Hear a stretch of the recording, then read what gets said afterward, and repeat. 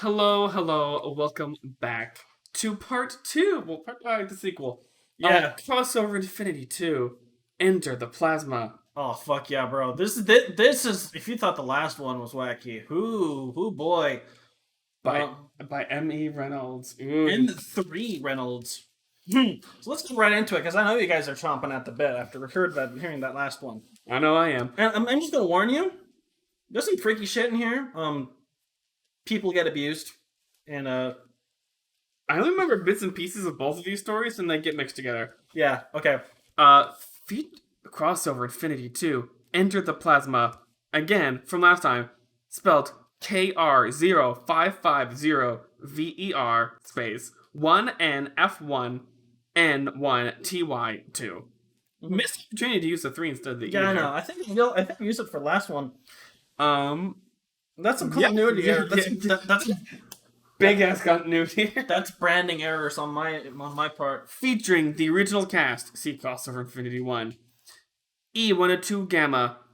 Metal Sonic, Maria, Cell, Frieza, Kid Buu, Baby, Big the Cat, Ryu, Ken, M. Bison, Akuma, Vegeta, Gohan, Future Trunks, Future Sonic, Future Amy, Future Shadow, Future Rouge, Future Tails, Pac-Man, Miss Pac-Man, Inky, Blinky, Winky, and Sue, Link, Herbie the Volkswagen Beetle cameo, and Nettie cameo, Hamtaro cameo, Superman cameo, M.E. Reynolds, and many more. Yes. Oh my god. I Mary Sue the shit out of This this. is the ultimate, this is the ultimate Gary Stu. Because most of the time, there's at least a thinly veiled, coat of paint to make it seem like it's another character when it's really you.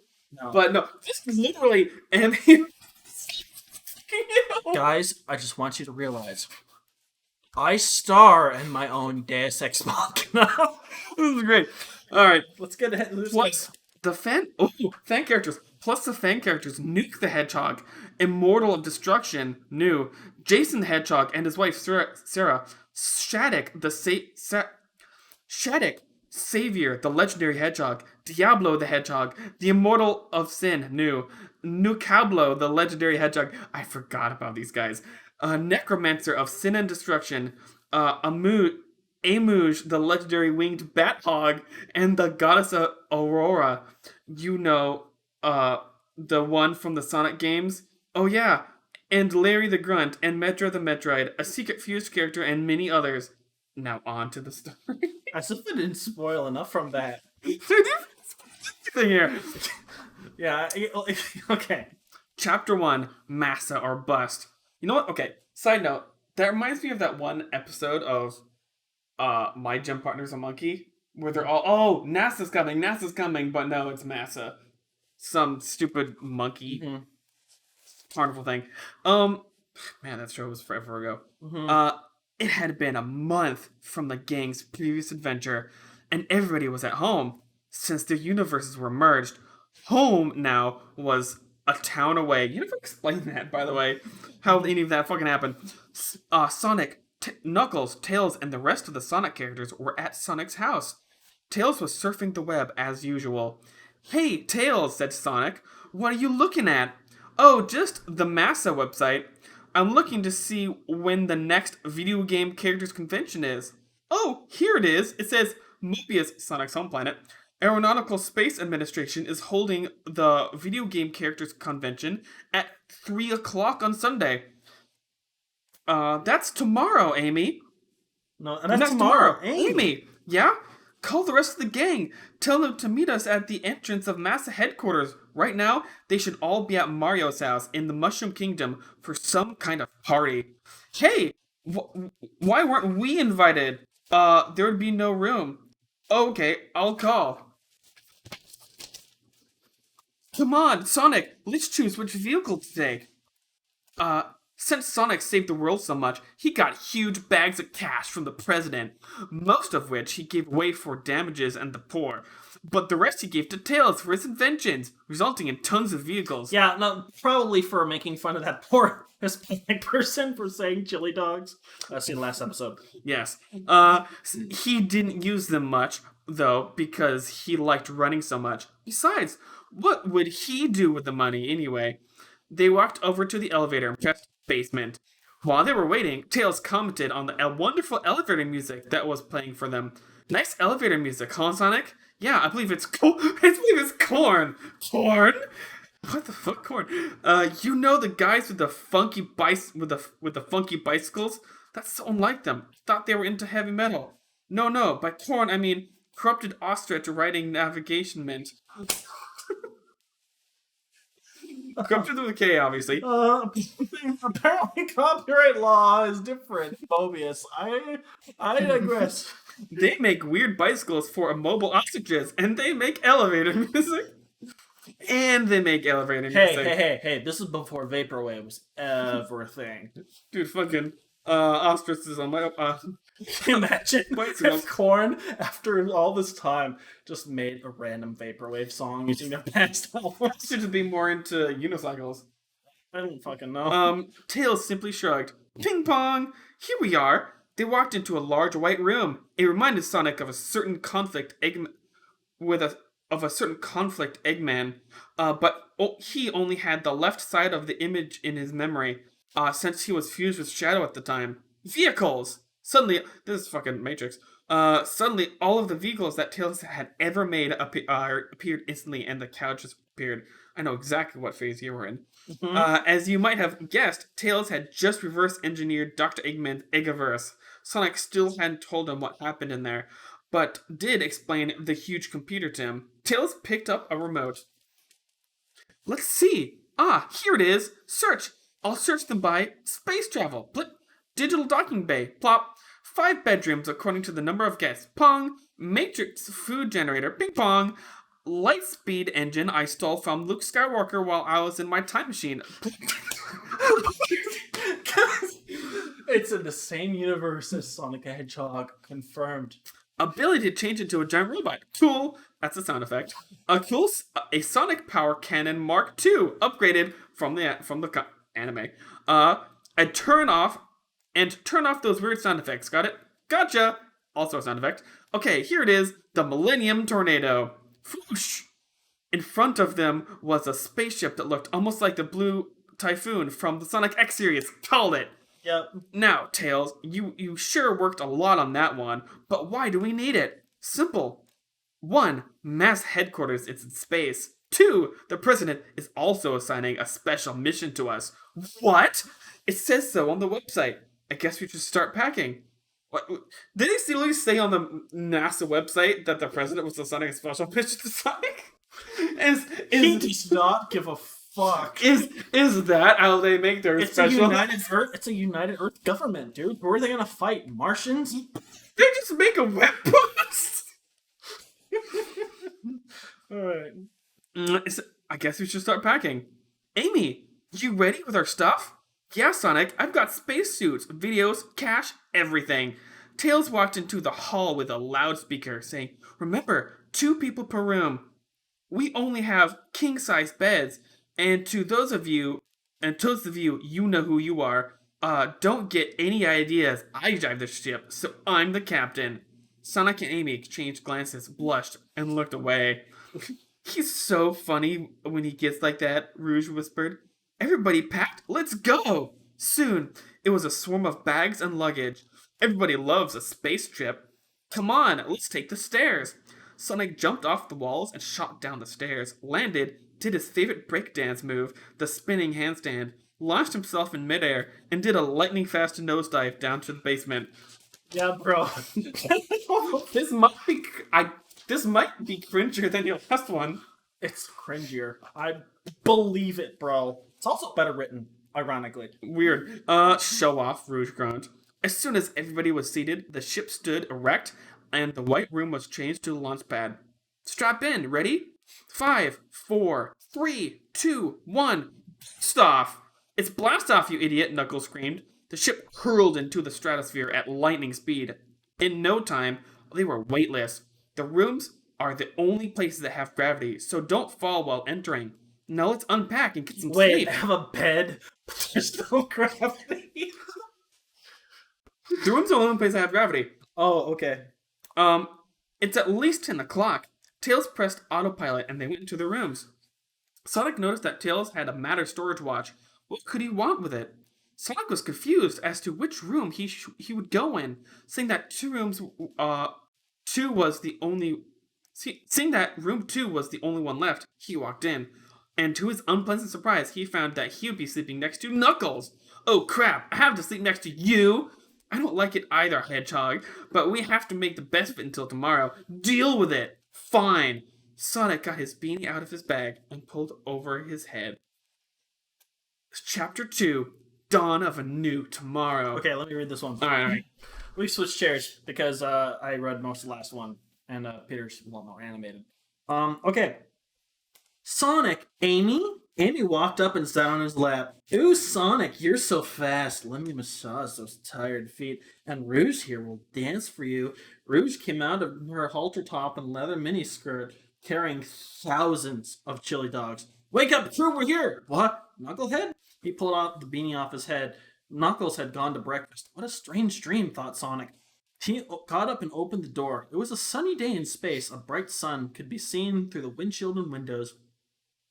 Anyway, the floor and ceiling were programmed to show what had looked like outside of the ship, and of course everything was floating. He pushed himself down the vertical shaft, Tails' replacement for stairs, from the 5th floor, sleeping quarters, down to the 1st floor, living quarters. Sonic, come over here to the TV room, said Cream. Suddenly, a blue chow with a bow tie launched himself at Sonic. Chow! Ha! Good morning, Cheese. Sonic gave Cheese a pat on the head and floated to the TV room.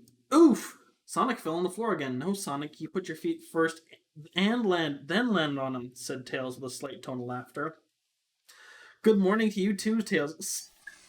Amy ran at him, knocked him to the floor, which surprisingly was made of beanbags, and hugged him. Sonic, the entire ceiling is a TV, Amy shouted. That's cool, Amy, Sonic replied. Oh, cool, the entire ceiling is a TV. Yeah. Hey, Gamma, Amy shouted. A large robot walked over them. Bleep, what is your command? Flip. Still can't get over the fact that you have NN here for a moment. Get Sonic some pancakes. Affirmative. Sonic, we're watching our TV show, Sonic X. We have the entire series, Cream shouted with glee. Sonic looked at the ceiling and watched as he once again fought perfect chaos. Bloop, glub glub, said a voice. Hey, Chaos. Hey, Chaos, said Sonic. He turned his head to the door to see Chaos the Guardian. The chow was made of water. The zero gravity made him look like a fat, squiggled blob. Splash! He too fell on the floor as well. Blue, you had to fix that, Tails. Good thing you made the floor out of beanbags. Splash! He fell on the floor as well. Bloop! Yeah, cool TV, huh? Oof! A ball shot out of the wall and hit Sonic dead in the eye. Open it, Sonic. Okay, Erg. Pop! Cool pancakes. Sonic shoveled them down at super speed and finished them at a record-setting 15 seconds. Just then, a female computerized voice spoke on the loudspeaker. Bing bong! Your ship has docked at NASA headquarters. It is now 7 a.m. Let's go, guys. Soon it was a mad dash again to the portal, and they got out, and when they got there and opened it, they found themselves in a clear entrance tube. All were in awe. Outside, in front of them, there was a giant crystal pyramid. You can see everything and everyone inside. All the walls and ceilings were clear, except for the 3 video game stages inside, and the doors. And they were at the base, the bottom floor of a giant cybernetic 3-level, 50-story pyramid. It was amazing. I think I meant to say cyberpunk, but I didn't know. 3-level and 50-story? Mm-hmm. Big rooms. Wow, guys, do you know what this is? Whispered Knuckles. This is a legendary Plashma pyramid. They say Plashmaa. They say one day in the middle of ancient ruins, somehow these mystical stones fell from the sky and created a crystal pyramid. My ancestors placed them in one of the stages inside of it, and the next day the entire civilization went inside, and they say the newly invented Plashma emeralds were awakened and rose into the sky. And the weird thing is, 100 years before, the same thing happened to Angel Island. The emeralds weren't strong enough to have it go into space, let alone build anything. For the next 500 years, no more but the 7 super chaos emeralds fell from the sky. No one knows where they came from. So this is like the origin. This is like the mystical moon pyramid that is the origin for all of the chaos emeralds. Or something like that. It's like Sky Palace's own 2 space electric boogie. Which also conveniently happens to be the headquarters for NASA. Because Of course they have a giant space pyramid made of glass. I mean, that makes sense. Plasma. Get it right. Plasma. Plasma. So stupid. Plasma. Okay. Tails looked as if he was hiding something. The gang saw another ship attaching to the entrance tube. Samus. The gang ran to Samus's ship. Hello, guys, said a mustachioed Italian. What's up, Mario? Come on, guys, let's get inside before the doors close. And soon they went inside. Amy asked, it's hard to walk when the walls are clear. How do we? Oh, it's easy. Look when you step. The walls, floor, and ceiling glow under you. The glowing takes about 10 seconds to disappear, so it's easy to follow someone. It says your name, too. Tails blurted. One more thing. It gets more complex with each story and level you move up. This is so much like him in the games. He's always narrating shit. Everybody looked dazzled. How did Tails know about this? Tails, how do you know all this? Oh, asked Samus. Oh yeah, the president. Forgot to mention the president called us with some of the other video game characters for a special mission. It has to do with Team Robotnik.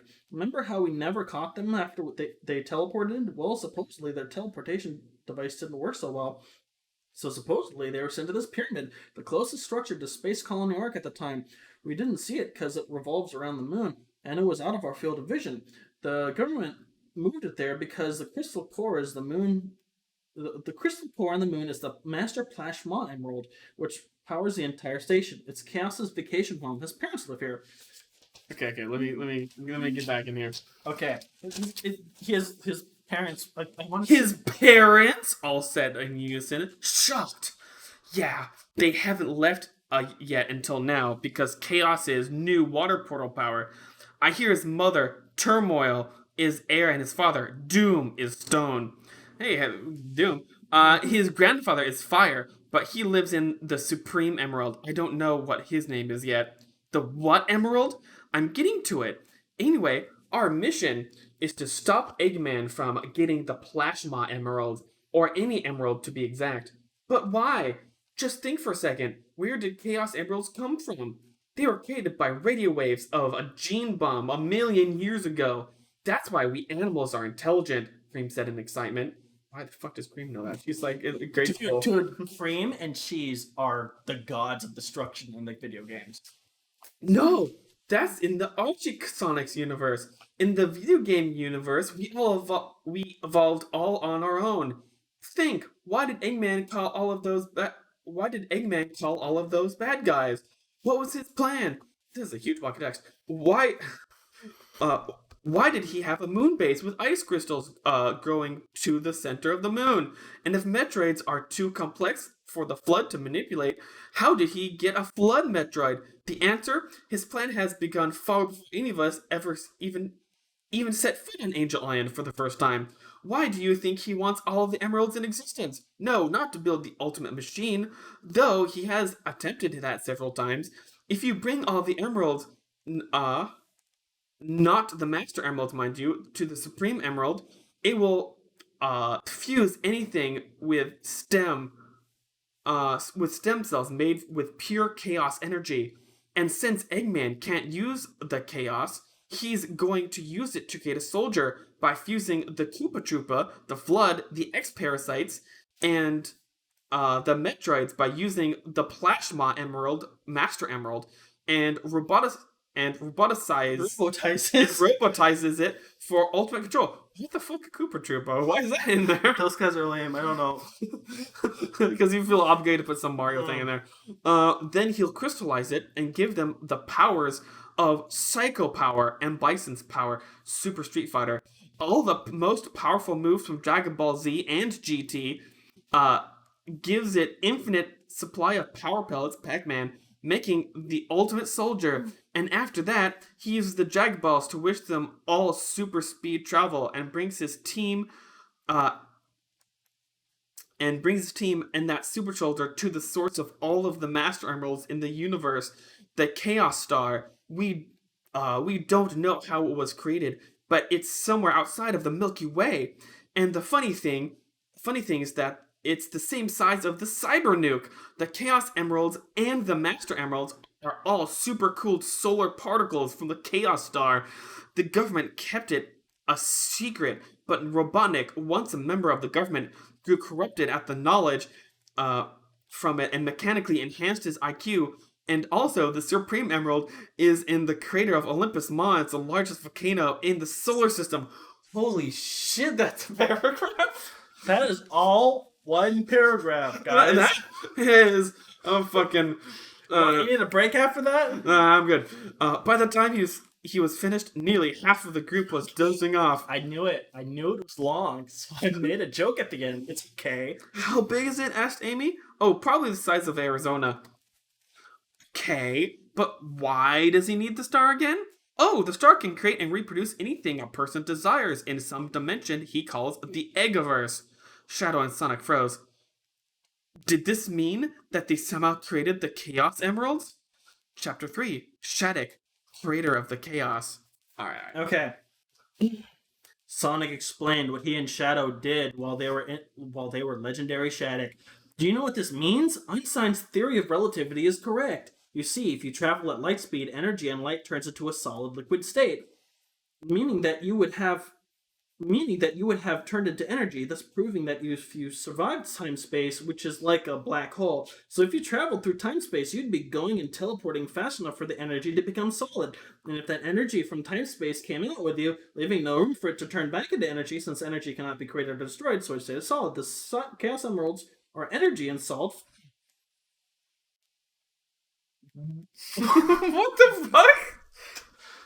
Somehow, to my youthful, wistful mind, that made sense. Hey, at least it's better than, like, the Chaos Emeralds being the literal collection of all the garbage and bad juju of the universe. I forget where that one's from. I don't fucking know. Is that for the British comic? No, fucking. Oh, Fenway, whatever. One more thing, Knuckles screamed with boredom. Black holes can't be sucked up. They can only be attached together via space-time or holes in space-time. And holes in space-time will not close since it's stretching the matter around its circumference. So if Eggman makes his infinite army, you could send them to any black hole in the universe. You must thought you were so smart. This is so much like Tails. What's Knuckles like this? So if what you're saying is correct, says the Master Chief, then the Cyber Nuke is the Chaos Star. That means that after it swallowed itself up, the Cyber Nuke exploded and turned into a star, creating everything. So it went back in time and created the universe. Or something like that. Therefore, legendary Shattuck gave himself a grandfather paradox and became his own or something, I guess. Yeah, anyway, it goes back to say that he's basically the Jesus of this universe. Yes, then Sonic looked at Shadow, then we created the universe. That means we'll be called the Chosen One and the Messiah until the end of time. They'll call me. We get your point, said Samus. Right, but we'll be worshipped. The Chaos created the universe. I don't want to be worshipped. There'll be wars over us. Echidnanists versus Millenniumists, or Horus versus Magists.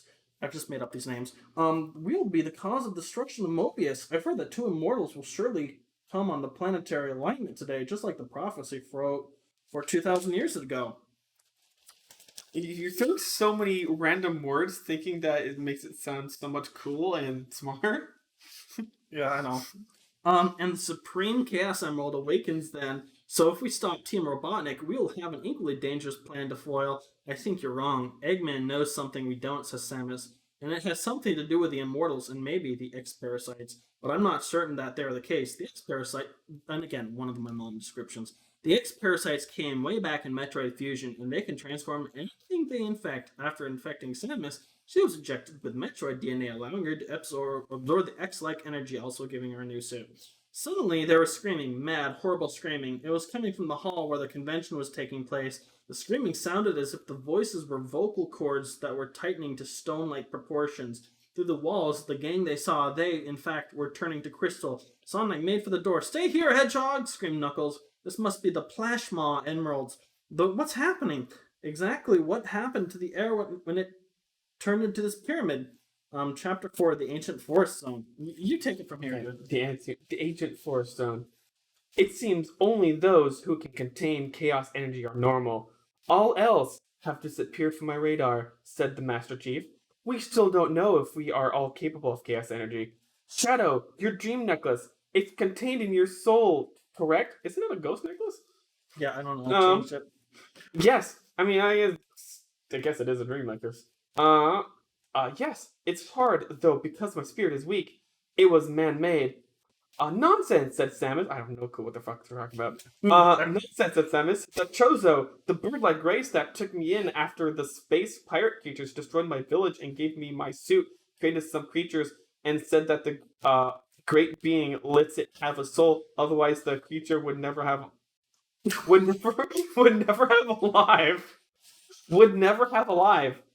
Would such never have alive, dude. such a long run-on sentence, and some of that, which is obviously true. They average about 12,000 IQ. Ha ha ha! That rhythms. Speaking of bad jokes, remember that time back at the evil A&W? Oh, this is a worker. Yeah. Those guys are fuck. I don't know. I think at this point I should have realized that I had some schizoaffective disorder, but you know, whatever. Well, said Mega Man. Mega Man, I thought he was MM. The one where we said blah blah blah chili dogs, and I messed it all up. Said Mario. Yeah, that one. Again, from last time. We're sorry about the horrible Italian. Blame us from 20 years ago. I think we're making fun of how that one guy says chili dog, said Sonic. Pay attention, Shadow. That was a weird ass callback. Pay attention, Shadow. You may start, said Samus. Shadow lowered his head and rose into the air. Instantly, 2 cords jutted out of his neck and connected in the shape of a necklace, and the cords separated from his neck. From the holes there came crystalline blood, hardening to a large red pendant. The dream necklace. He relaxed his arms and raised his head. He said, "Connected to Call." Fucking, I don't even know what that is. That's some H.R. Geiger shit. Some extra way of just something fucking pendant. To Call, a ghost of an ancient teenage kindergirl, and the first guardian of the Matched Emerald appeared. Hello, everyone. Let's see. Yes, all of you can use the chaos. And pretty strongly at that, even stronger than I, and surprisingly, 2 can harness them almost as much as Sonic, Knuckles, and Shadow, only with slightly different powers. Who is it, Tikal? Said Cream. Well, it would be you if you were older. All stood gaping in shock, but right now, they're Amy and Rouge, Samus fell over. Well, what do I turn into? You, Rouge. Since I am only a ghost, I do not know. Let me call my boss. You're the fucking boss.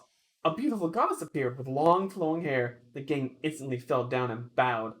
Oh, please, you don't have to bow. They jolted upright. Well, Rouge, you turn into a vampire bat that sucks out dark energy in the form of blood with a whip that only hits evil. That makes sense. Okay, sure. Rouge seemed to be pleased with herself. Shadow was drooling. He was one of those dark guys who thought vampiresses were hot. Like another guy now. Yeah, those are succubus. That's different. Okay. You are forgiven for your sinful feelings, Shadow. Shadow had a look of shame and said, "Thanks." And you, Amy, turn metallic violet and learn telekinesis, and your hammer gets larger. But Aurora, isn't TK bad? Of course not. At least not in your religion. You got prayers. Oh, okay. Of course not. At least not in your region. You got prayers. Gotta go. Yeah, and Cream and Cheese turn liquid metal and conduct electricity. Good thing they have 300 IQ. What? So they learned from the best, said Tails. Mamma mia! I better teach them with my metal power-ups. Bye! Poof! Wow, those have the coolest outfits. The Master Chief, being American, rolled his eyes. There's only one god where I come from, or at least I think so? Tikal read his mind. You don't have to be racist. Racist? I'm a hero, not a racist. I fight for justice for all, stupid. That's like the perfect American comeback. Oh my god. She rolled her eyes. Another Knuckles. Enter. The doors burst open to reveal a flight of stairs, and they started glowing. This is just a side effect of the chaos energy. It's not enough to make us go super, but changes us to look like it, said Knuckles. Rouge and Shadow were smiling at each other. You took irk. You look irk. Shadow had a look of strain on his face. Nice with fangs, said Shadow, trying as hard as he could to look dark and jagged-eyed. Shadow may be a good guy now, but he's still dark. It's hard for him to stay nice. Rouge, Cringe. Rouge, being her usual self, put her finger under his chin and whispered, "Thanks, Shadow." Inside, Rouge was torn. She would choose Knuckles, her original crush. Would she choose? Would she choose Knuckles, her original crush, with all of this determination, or Shadow, having worked with him, seeing how great he was on the inside? She used to be engaged to him, but she also loved Knuckles. Is everything okay, Mrs. Rouge? Asked Cream. Chow? Asked Cheese. Ha! Tell you later, sweetie. Thanks for asking. Smile. The rest of the group was looking at Samus, who was in her Phazon suit. You make this so hard to read all these. A secret suit from Metroid Prime. Phazon is a mutagen from a meteor. But soon, the noise died down. All was white. You have some random fucking capitalizations in this. And they heard something like Psycho Crusher and the slashing sound. Ken, don't let Bison get away. Hadouken! Shoom! Shoom! Rah! Beam us up, Cell. Pling! Another big ass fucking paragraph. Okay, I'll do this one. Alright. Pling! The light died down. The gang ran up the stairs, but when they reached the top, all they saw were crystals filled with ruby veins, or the emerald, depending on the character. I guess they all have. They're all altered in their appearance. I don't fucking know. Standing, horrified, the characters they heard from before rushed to them. There stood. Oh, they were turned into crystals. Oh yeah, they're turned. They were turned into crystals by chaos energy. Okay, so whatever. It's like the come back to normal shit. Oh yeah, turn back to normal. Yeah. Standing, horrified, the characters they heard from before rushed to them. There stood Pac-Man and Mrs. Pac-Man. Looking, it's Miss Pac-Man, excuse me. Looking like they just ate power pellets. Ryu and Ken from Street Fighter looking particularly bloody, emitting a blue haze with lots of after images. Future Trunks and Super Saiyan 3, some characters in the Dragon Ball series like Goku are called Saiyans. There's a lot of shit that I have to explain to my mom because she edited my book. They just... Saiyan survivors of a race of ultimate warriors. Saiyans can emit a sudden burst of chi, in the American series, and get golden spiky hair and green eyes and turn into an extremely powerful warrior. Super Saiyan 2, golden longer hair. 3, down to their feet. And 4, regrow their Saiyan tail. Look at the moon. Turn into a King Kong like ape. I've never heard Dragon Ball sound so boring. Turn into Super Ape.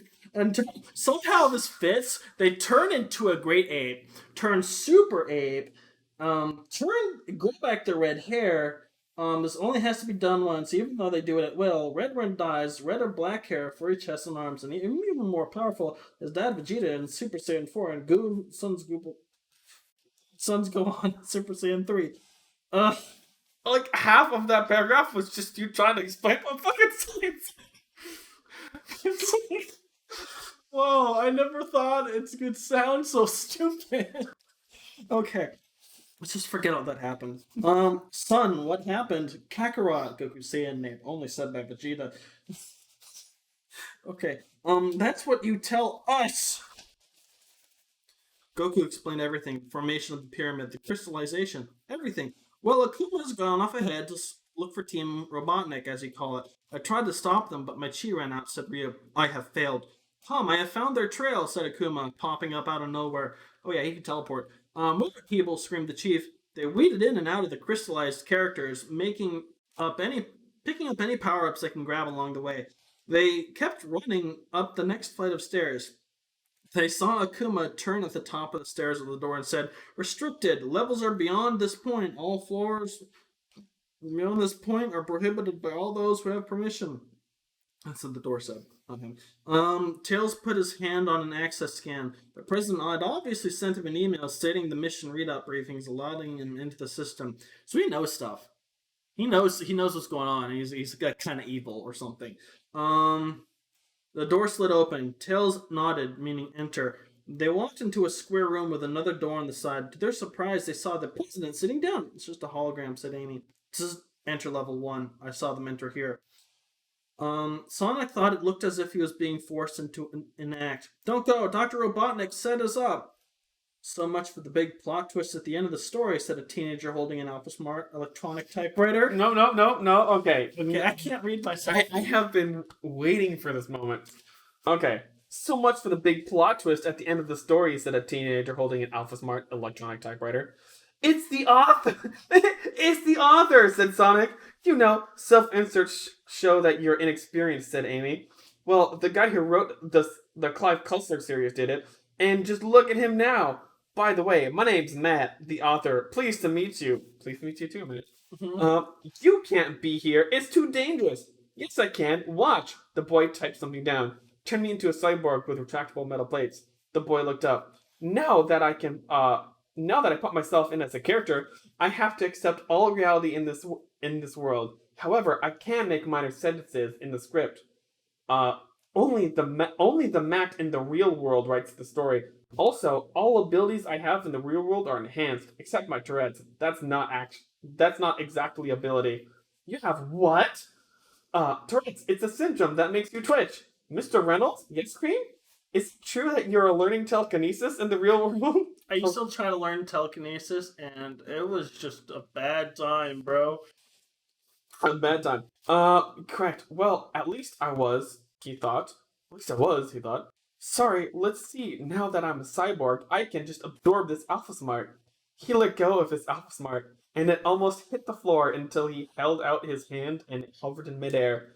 Now that my brain is part machine, I have all basic psychic abilities.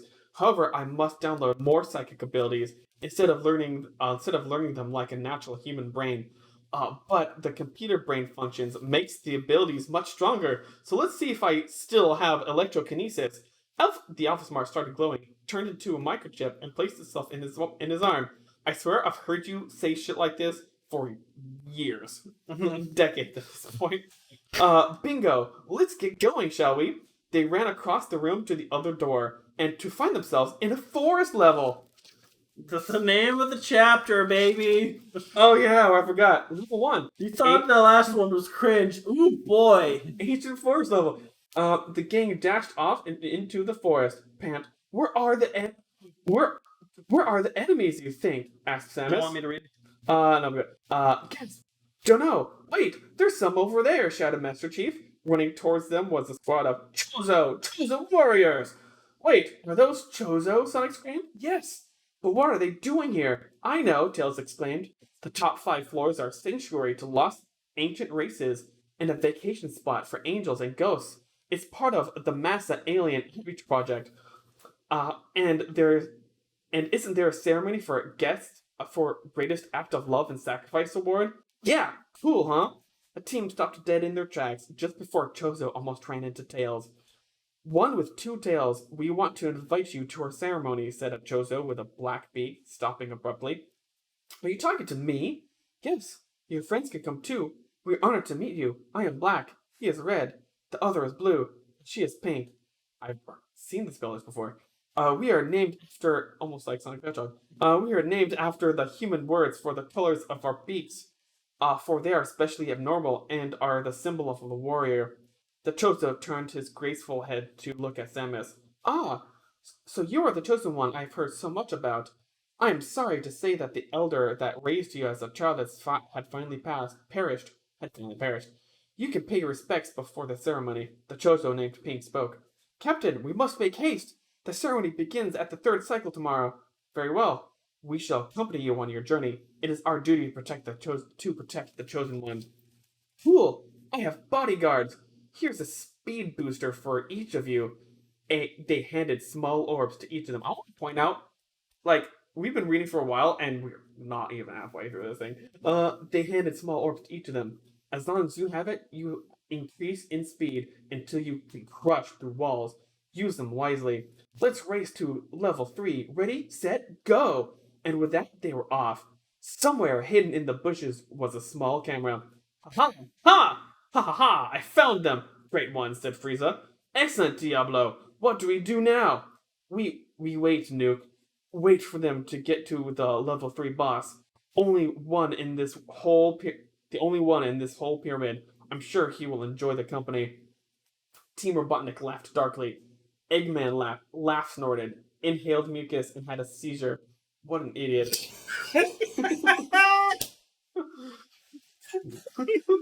Chapter 4. Here Without You. Fucking cringy ass title. Oh yeah, bro. This is from the ending of Sonic X Season 3. If you haven't seen the ending of Sonic X Season 3, click off this video now. Okay, continue.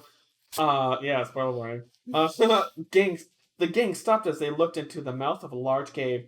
This is level 2. I know of a place the ancients used to set up camp. It is an opening just behind the walls of the pyramid, so you can see the stars. Follow me. They followed him into the cave, and for some reason, the cave had a stairway going up. We take that stairway tomorrow. He took a left and stopped at a wall. X-ray visor on, said Blue. He looked at the wall and shot a plasma beam at it. It rose into the ceiling. Deposit your speed boosters at the door and pay for your bunk. So they gave them the money to pay for the bunk with speed boosters. That's nice. After paying, the gang walked into a large, semicircular chamber to see a beautiful view of space. Gathered along the walls were beds carved into the rock. They had seen nothing like it. This is the most beautiful view of the entire pyramid. Tailed one, follow me.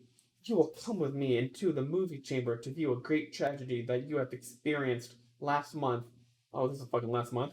All who wish to accompany him in this chamber can accompany him. The rest of you set up camp, said Black. The Sonic characters almost instantly joined him.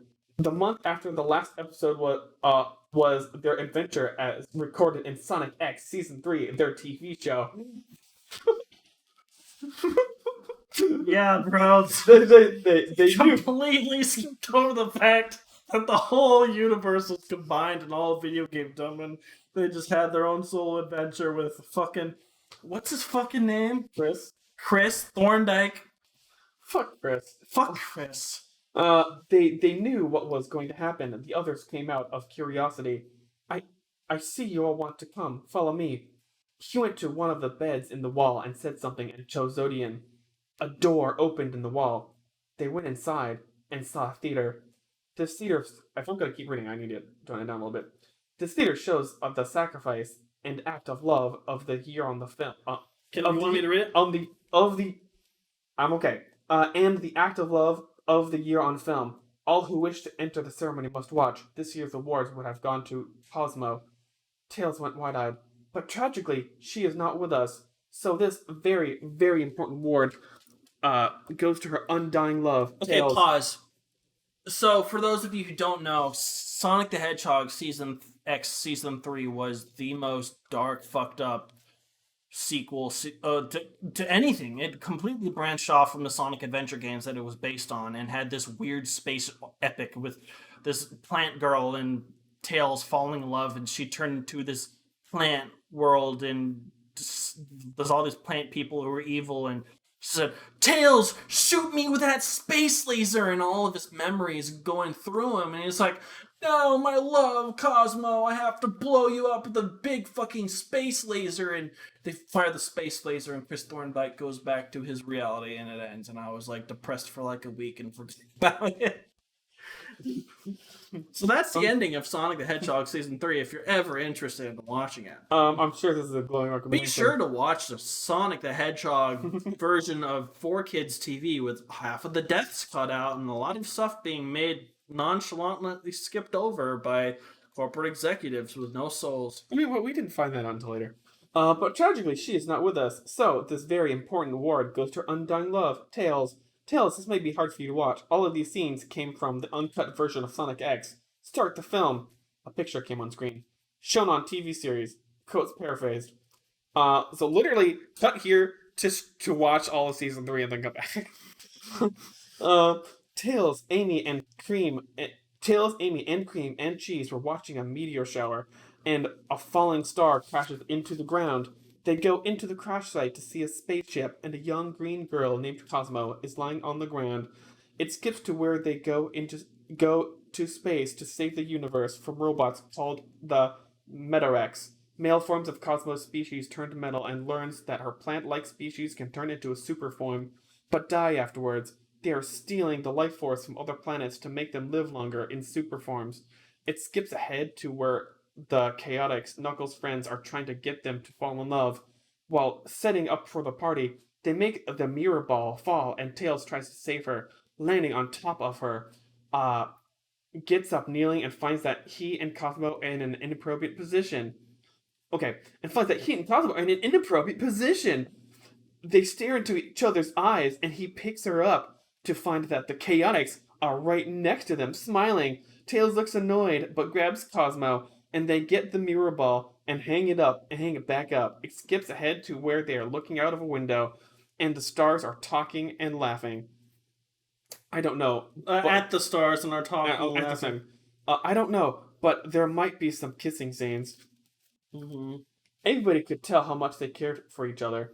But then it skips to where they are fighting a gigantic dragon, which dies and turns into a giant black sphere. By the way, none of this is stuff that I made up. Look, okay, This is literally just paraphrasing the thread. Look, I know you want to go on this whole tangent, but we got a lot to fucking get through. Okay. It skips to where they're fighting a gigantic dragon, which dies and turns into a gigantic black sphere, somehow getting stronger.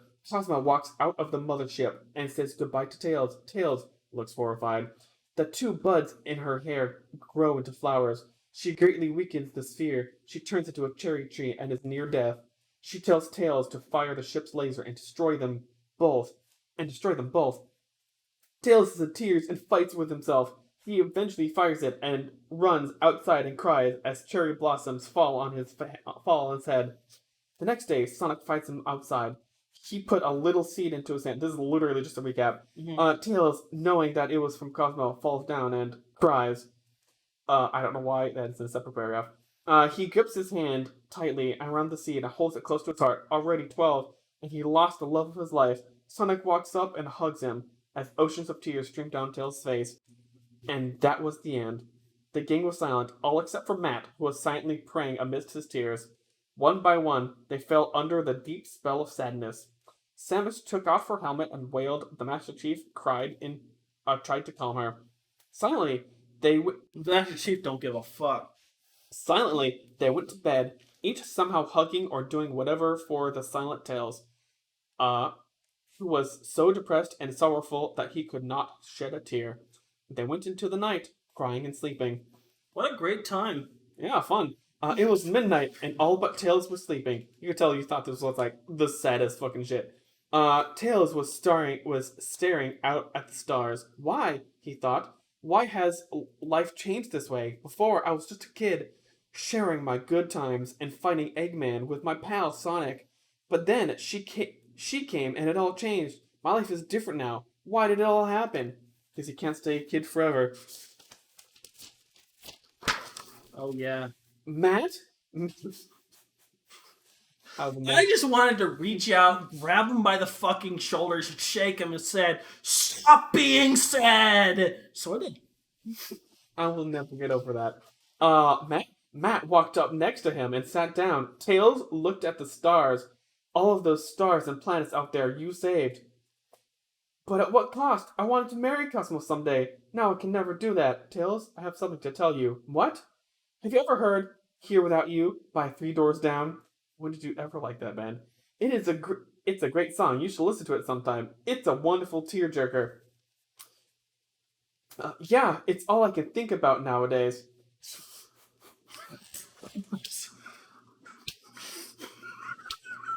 I don't know if you can hear that. God damn, I just went to this X. I'm sorry. Ever since I heard of what happened to you... I'm reading what's coming? Ever since I heard what happened to you on the internet in the real world, I wanted to sing it in my youth choir, teen rock. But only one thing would be different. I would sing it without music. Really? I heard it's hard to do that. And now I won't sing it just for you, all who have lost someone they loved during the past 5 years. It's going to be hard, especially not to cry while singing. Tails, yeah? I just wanted to tell you in person how great of a person fox you are, but I can't do it in real life without making an imaginary friend. So I wanted to tell you in person. Tails, I want you to understand this. Now I don't know about Aurora, but my god will never do something bad without a reason. I Aurora, was really fucking crazy with religious back in the day, and I'm not necessarily that intense anymore. Just, yeah. there's a part coming up that I remember vividly. Yeah. I remember vividly. That is by far one of the most messed up things I've ever written. Okay, maybe come shortly after that. Aurora loves you and will never do something to you without a positive purpose involved. Just don't give in to, Nuke and Diablo, the immortals of hell. Yeah, them. But what's the purpose? Dot dot dot. Big and Froggy walked up behind them.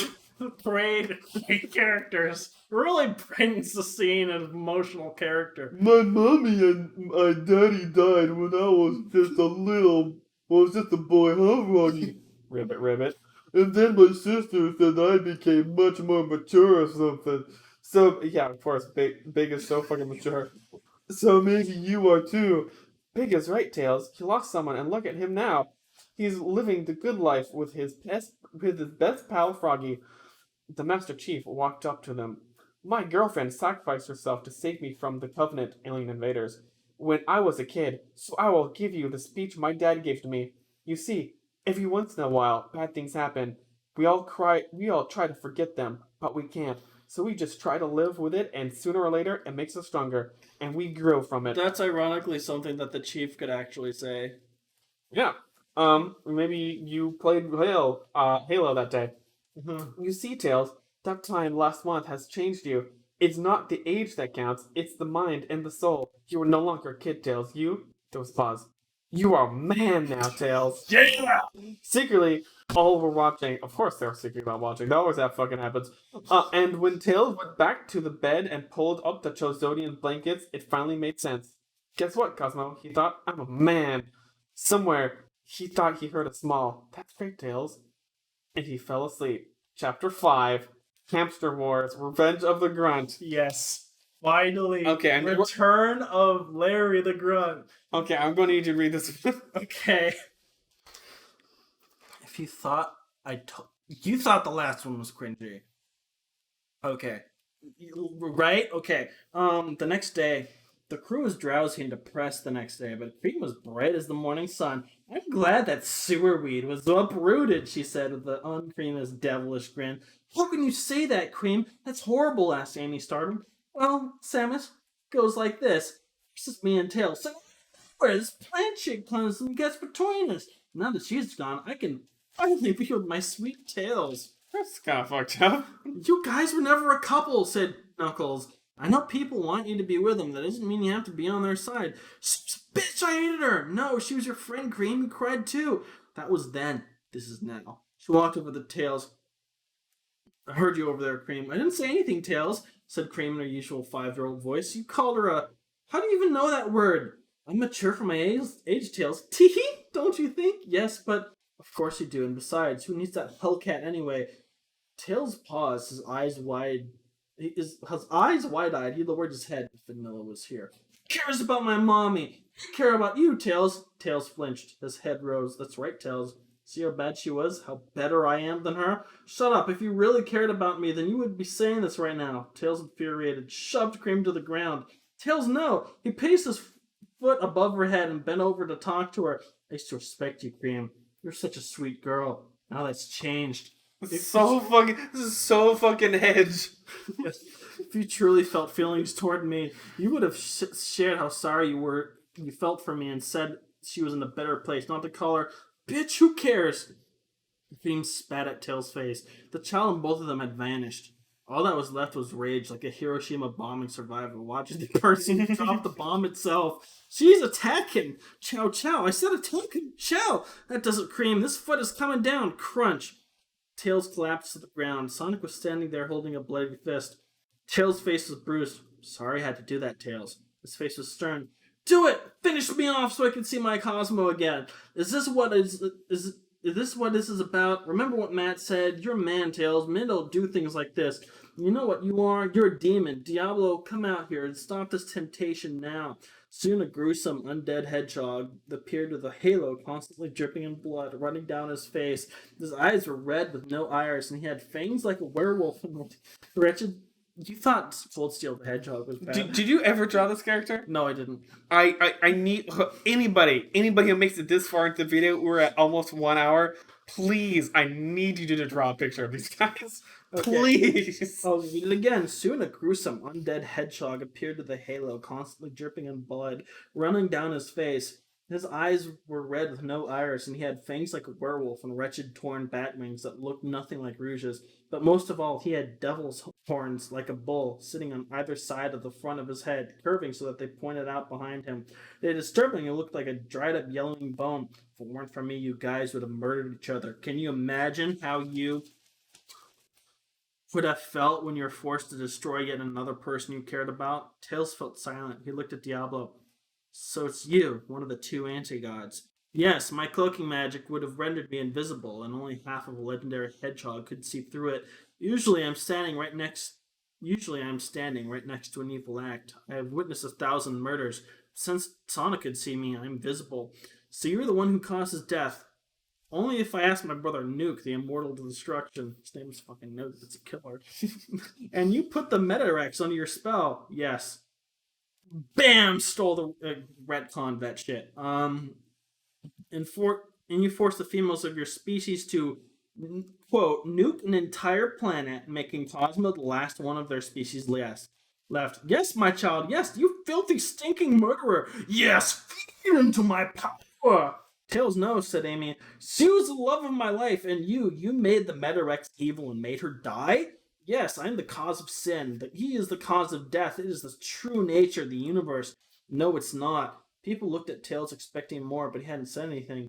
The voice had come from a goddess from before. It was Aurora. Sister, come Nuke. It is our sibling. Puddle of blood came out of thin air, and an even worse-looking hedgehog pulled himself out of the portal, which obviously went to a sea of blood and hell. The puddle evaporated. What a great swim. The demon whales have been feeding all day, and I got to see them breach, so of course I killed them. Wonderful, something wonderful, brother. He always was the twisted, perverse one of the family. Sister, those are virtues where we come from. Amidst all this lovely conversation, the team was wondering exactly what they were looking at. Nuke has appeared as a normal hedgehog, but as soon as he came out of the puddle, he started to look more like a dried-up mummy. Then they eventually came to the conclusion that blood gave him youth. As much as I would like to make my story more PG-13 than it already is, what do you guys want anyway? This is me. We just wanted to see our pet, the boss on the next level. So leave, siblings, before you make my children blasphemize any more than... blasphemize any more of my teachings, or I'm telling Dad. Who's your daddy? Asked Tails. You are! Oh, Tails is like had her shit kicked in and is whimpering in distress. You Cream Aurora. She doesn't give a fuck. We can't tell you. His name was cause wars amongst you mortals, but it is one of the human gods. But it doesn't really matter. It's God, obviously, said Master Chief. No, it's Allah, said Ken. Grr, I hate you. I can't accept your differences. We must make random wars on each other, raising gas prices to $60 a tank and making the entire world miserable. You are right. You have disgraced my honor. We must engage in combat, screamed Ken, with meaningless hands just suggesting strength. You're both wrong. It's Buddha, said Goku. Soon they were fighting with a blind fury. This was golden. Diablo, stop doing that. Okay, humans can be so weird sometimes, said Amy. True, said Mega Man. Mega Man, you are a human. No, dude, I'm a computer program that fights viruses. Are you so rude? I can't accept your differences. We must make random wars on each other, raising power prices to 2,000 rings a pop and making the entire world miserable, screamed Amy. You are right. You have disgraced my honor. We must engage in combat. Shouted Mega Man, with meaningless hand motions suggesting strength. You're both wrong. He's a midget, screamed Shadow. Let me guess. With meaningless hand motions suggesting strength.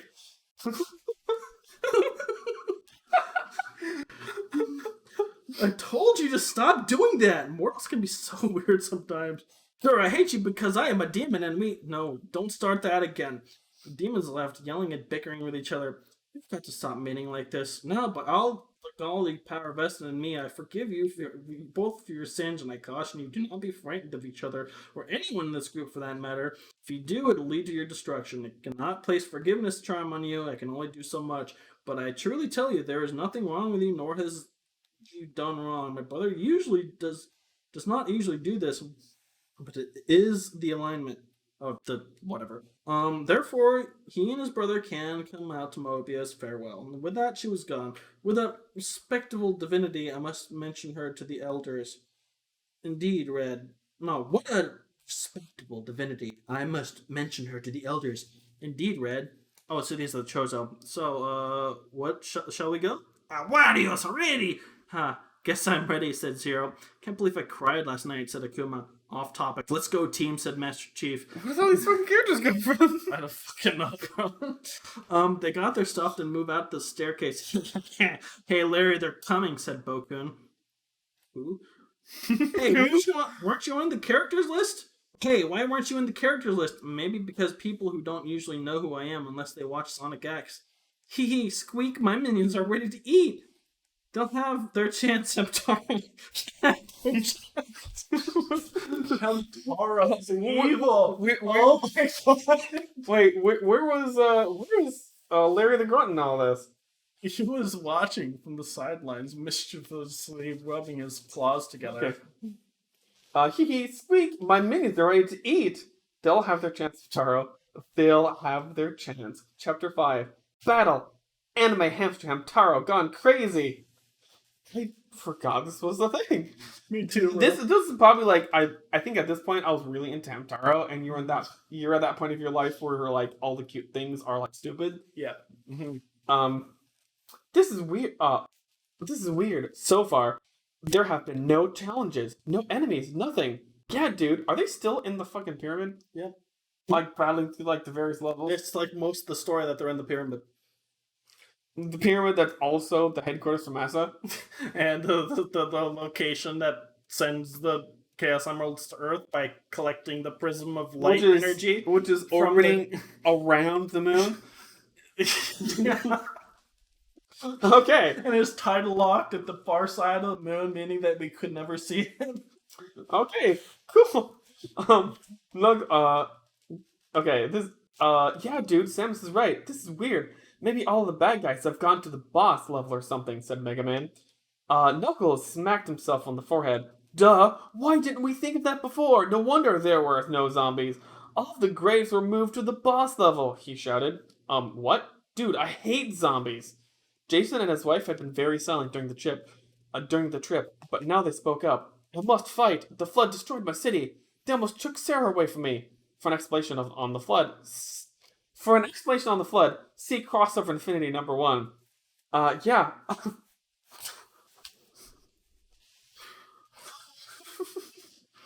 Yeah, our entire home had been destroyed, said Sarah. Bro. Sarah was a white hedgehog with long... You know, you didn't actually explain her in the last one. Yeah. Sarah was a white hedgehog with long quills pointing downward and had long eyelashes. Jason was purple and his quills were pointing straight up. Jason is Sonic's cousin. Here's the entrance to the next level, squawked Black. They got to the top of the staircase and saw a door made of gold. Wow, Knuckles, is this the... Yes, Sonic. The Plasma Emerald Shrine. Hope you didn't forget that spelling. The door was already opened. Robotnik had already come through here. Enter. The temple was empty. It looked like the shrine on the floating Angel Island, but only gold and completely intact with carvings all over. All around were glowing jewels, which were explained by Knuckles as gem-like deposits formed by the Plasma Emerald. That's so hard to fucking say. Every time. They were so powerful, he said, that it formed the items around it into crystals, like ice in a cave. So they're made of strange or quark matter. Something like that. They weren't like cut jewels really, more like stalagmites, only shorter, like the size of those Rainbow Maker glass window crystals, about 3 or 4 inches. Sure, okay. Break some off, and they will give you the power of 50 rings for as long as you have it. Matt, isn't there a way to absorb or recharge crystal energies? Yeah, all you... Any character, bro. You gotta remember that. Every time you exist in here, it throws me off. Yeah, all you do is... you're pretty early in the story, too. Yeah. All you do is close your eyes and imagine that crystal.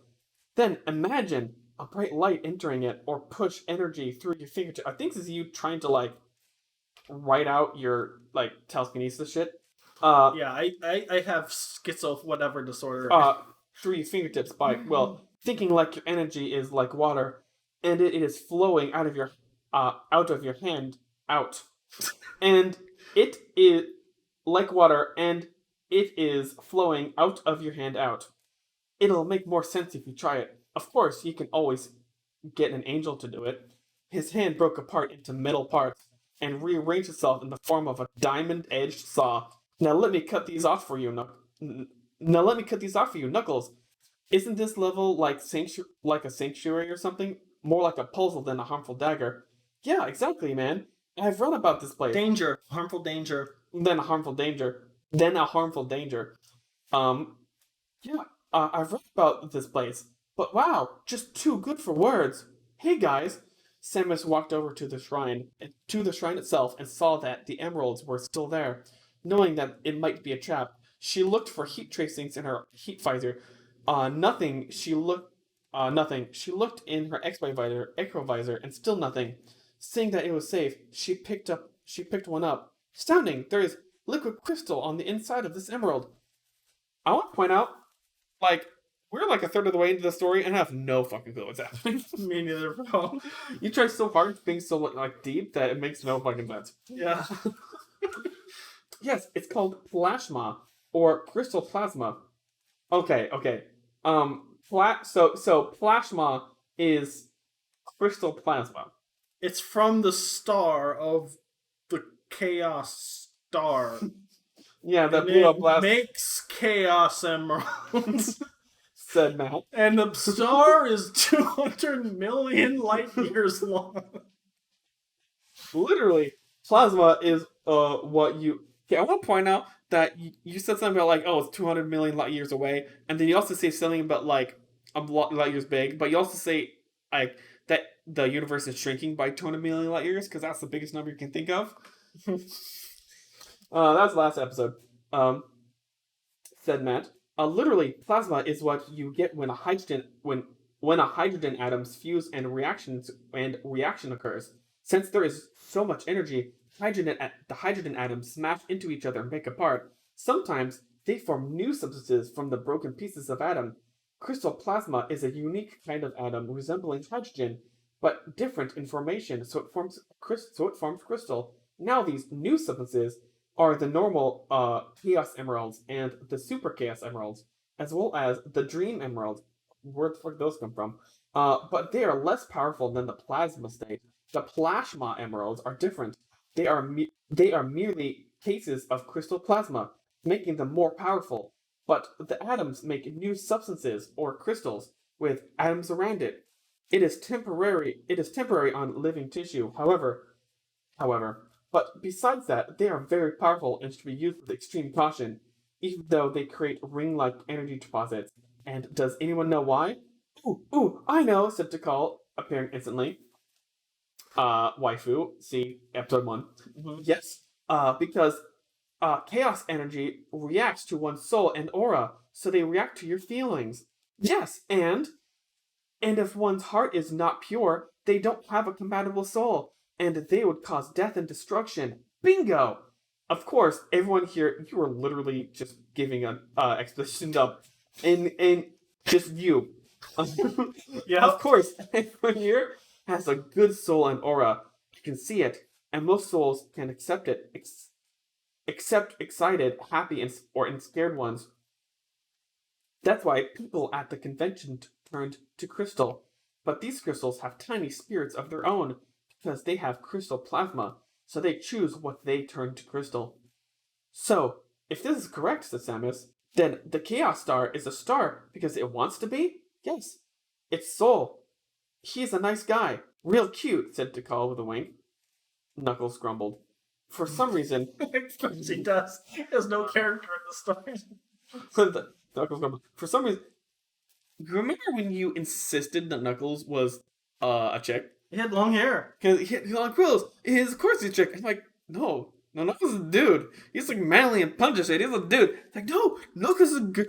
Until we had this argument all the way until like Sonic X aired, and then they introduced Knuckles, and it's like, see, I knew it. Okay. Knuckles grumbled. For some reason, the other characters could understand this science talk more than the other ones. It was like the Emeralds were helping them understand. Wait, they were! But this means that Eggman wanted us to come here. It must be a trap, said Tails. Don't you think so, Cream? Cream looked frightened. You almost killed me. Why did we do that? Fight? Tails looked sad. Yeah, that's fucked up, bro. Cream. Why did if I loved you, why did you almost kill me? I know that I said mean things. I'm sorry if I knew. Cream, that's enough. The king fell silent. Teardrops fell on Cream's head. She looked up. Tails' face was glistening with tears. Cream, that's enough. I never meant to hurt you. You didn't either. It was Diablo that did it. So why fight? But no, you are younger than me, but are still very mature inside. I have found that maturity. I think this is you trying so hard to be like, yeah, I'm mature, and I'm like 13. Look how edgy my story is and how deep and complicated it is. Oh, I'm a grown-up, baby. This is a novel-length fanfiction. This? We may have gotten it over our heads here. You're younger than me, but you're still very mature inside. I have found that maturity, and you should too.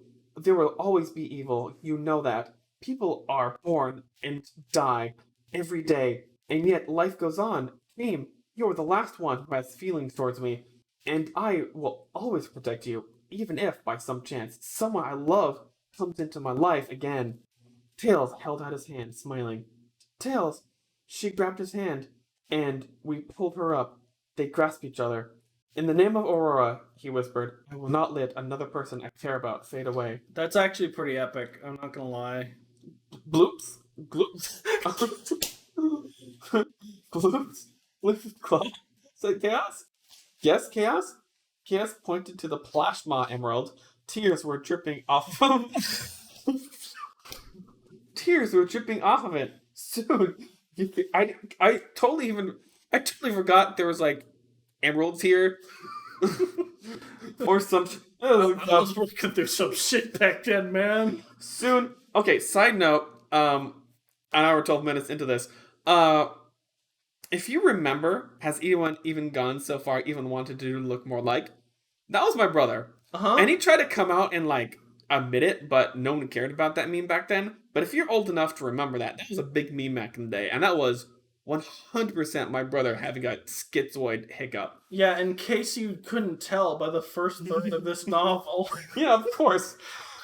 I'm fine now. Stable 9 years, baby. Chaos pointed to the plasma emerald. Tears were dripping off of it. Soon, you could hear sobs from all of the emeralds. They swirled around in midair, and the center formed of a fox with a monocle wearing a suit and tie. Good job, son. Good job. Dad?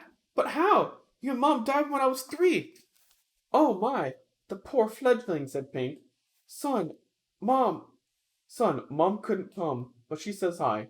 Dad, he grabbed his father's arm. You're real, alive. Sonic walked up to Tails' father. Sir, my name is Sonic. I've been taking care of Tails. I know. It's a pleasure to meet you. My name's Mark.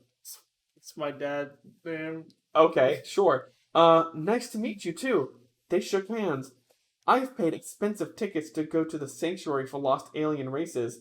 Hey, you spelled alien right this time. Mm-hmm. Not alien like it was the entirety of the last novel. I can't stay for more than a week, but it's worth it to see my son again. Tails, I can't stay forever. I can only come here once a year, so don't cry when I leave. I won't, Dad. I'm a man now. I know. And son? About the seed, did you and Cosmo do things that weren't in the show? Dad? I mean, the seed Sonic gave you, is it a child? Slowly it occurred to the gang what they were talking about. Inappropriate, like my youth group. Inappropriate, like my youth group teacher always said. Boys are blue, girls are pink. Don't make purple, yelled Matt. I was super prude back then. Sure. It's not what. Keep telling yourself that. It's not what you think. It's different for. It's different for plants, really. But she's not entirely plant, is she? No, but ew! Screamed Cream. They fucking. They fucking, bro. In the words of Poach CD. Oh, they fuck. Cream, you know, you're like 5. Of course I do. I'm as smart as Tails. 300 IQ. Hold on. What? Okay. Yes, this is working. Alright. Sorry, Dad came in. Right. Ciao, ciao. My entire story has gone perverted. Now I'll never be accepted into DeviantArt.com. God damn it, bro. If you can't hear this, I'm hitting my head with the book. Like this. Go, Tails! Yelled Knuckles. All were silent. Who are you rooting for, Knuckles? Tails or... Matt covered Cream's ears. Cream watched as everyone's mouths were moving without sound. Matt uncovered her ears again. Well, son, now what exactly did you do? Nothing, I'm 12, drum sound. The seed was made by Cosmo, and Cosmo alone. Good. Phew. I thought I was a gunner. Is Tails lying? Thought Sonic. Yes, said Matt. Excuse me. Shh, said Matt in Sonic's voice. Better. Okay, this is like inner thought bubbles. Better leave it alone, or it'll get ugly.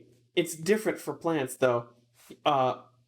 He didn't form the seed. It was formed by Super Cosmo out of his love, or some other way that is unknown to me. Matt, we all heard you. What? Nice job, Matt. Not to worry. Nothing went wrong. Said I literally almost read nothing went inside.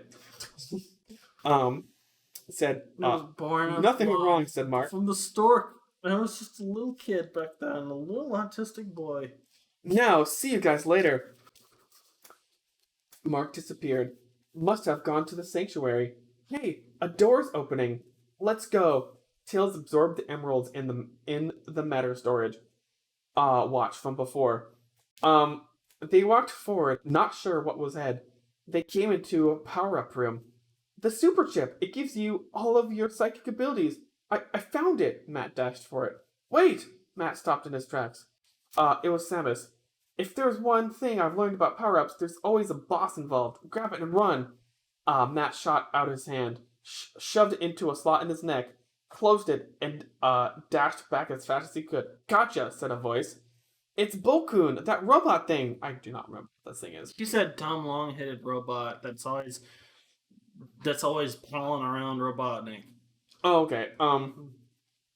You got it, Hedgehog. Now that Eggman is bad again, I'm back in commission, and let me introduce you to an old friend of mine.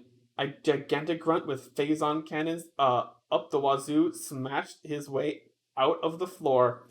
Larry 2.0! He's injected with phazon, and surprisingly, his mind hasn't deteriorated like the rest of the experiments. He hasn't even gone insane. Grr, you monster! Bokun, how could you? Why? Why did you turn evil? Because we are on command by the two immortals.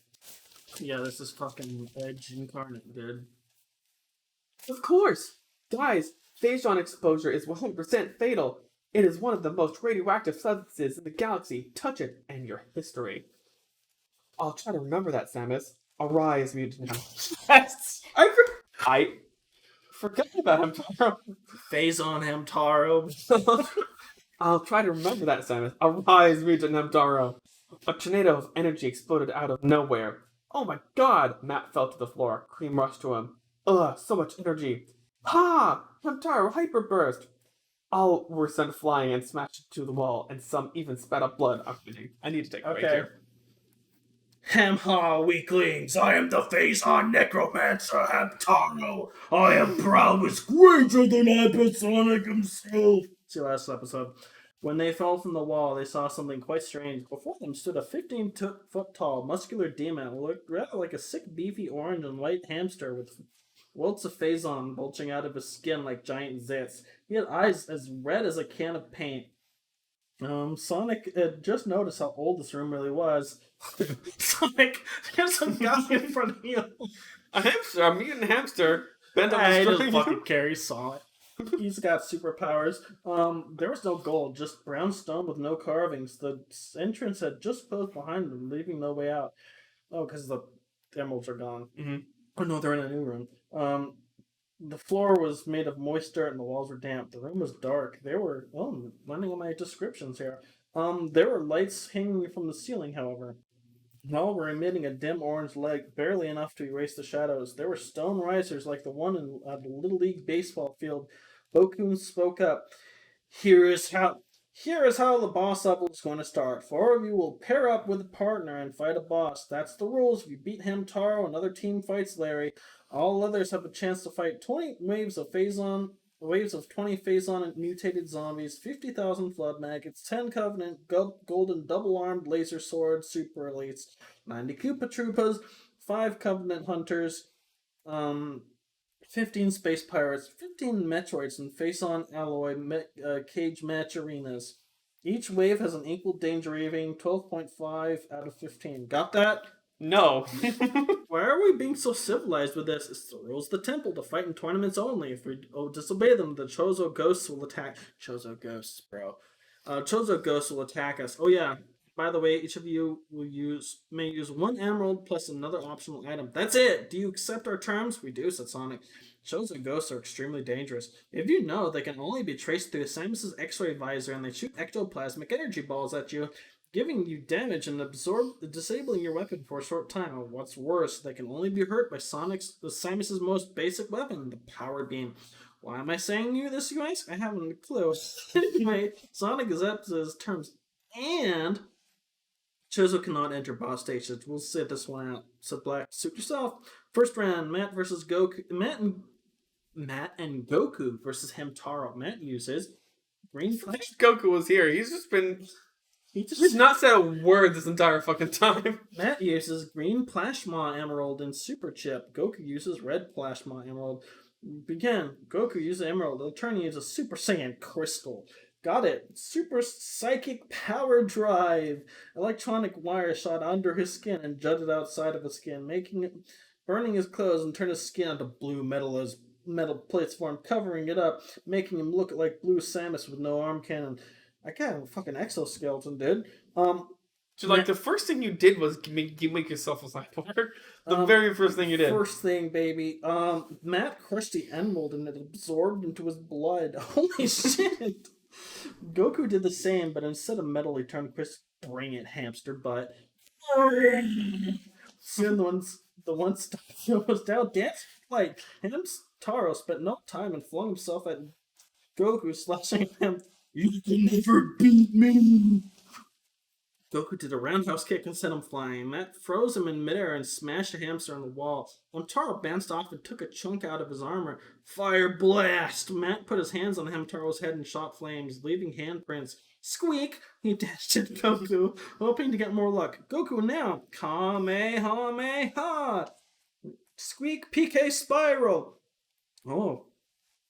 I was playing Ness or something. Hamtaro spun around Matt at dangerous speeds and smashed into the floor. Grr, poison sunflower seed, raisin attack. Quick. Goku. Poison sunflower seed raisin attack? Rain attack. Rain, okay. Goku's arm, although crystal, was deeply cut by one of the poison seeds. Hee, hamster lightning. Sparks were sent at mind-dizzying speeds. Matt lunged himself at Goku and fell on top of him. PK shield, just some time, 0.2 seconds more than lightning would have killed Goku. Matt ran to Hamtaro at speed, time burst, time slowed down. Matt slowly mobbed towards Hamtaro and did a handspring front flip. Come on, gotta get this right. His legs closed together around Hamtaro's head. Bingo! Time spun again and Matt finished his flip by crunching Hamtaro with a lethal blow by pulling Hamtaro over his head with his head between his two legs and smashing his head on the ground. So I did a front flip and carried him while catching him with my legs in midair.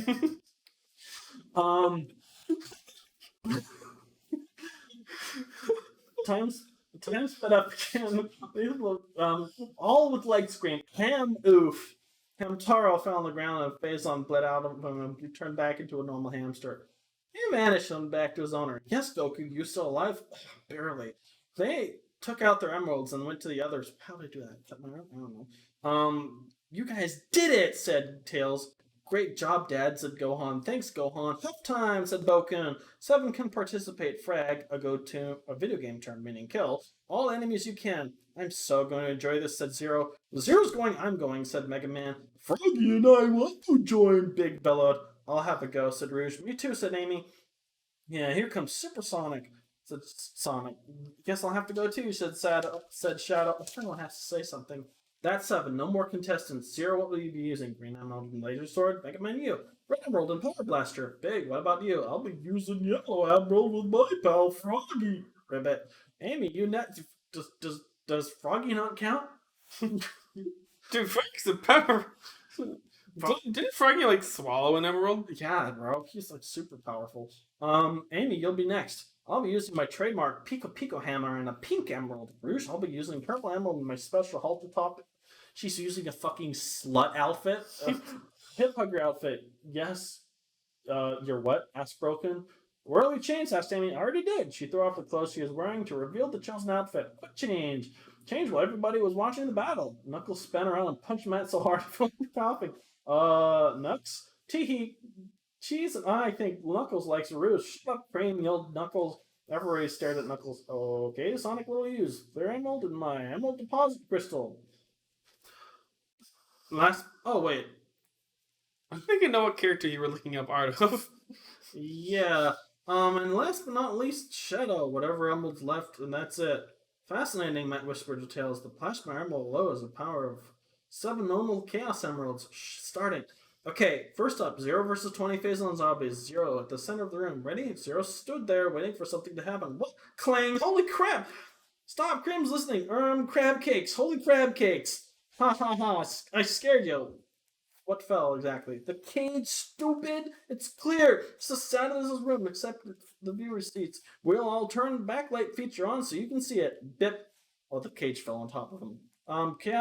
Zero can now see the cage. Enough said. The others sat and watched. Tails, look! Matt and Ed noticed there were blue spots in the dirt. Are those them? Quiet, said the rest in unison. What the fuck is going on? I don't fucking know what's going on. Zero could be seen shivering. Boom, the spots in the dirt were growing. We're losing electricity. Blink, lights were off. Matt turned to his side and looked at Tails. His ears were pricked up. His tails were standing on end. He looked around and saw that all the others had showed similar signs of fear. What is it? He looked at the back of the arena. Oh. Zero was standing bolt upright. The place of spots were glowing blue creatures slowly dragging toward him. Chapter 6, Waves of Terror. Okay, there you go. Okay. I did you a solid by reading that shit, dude. All right. You're halfway through. Yeah. All right. Hey. What time is it? 11:59.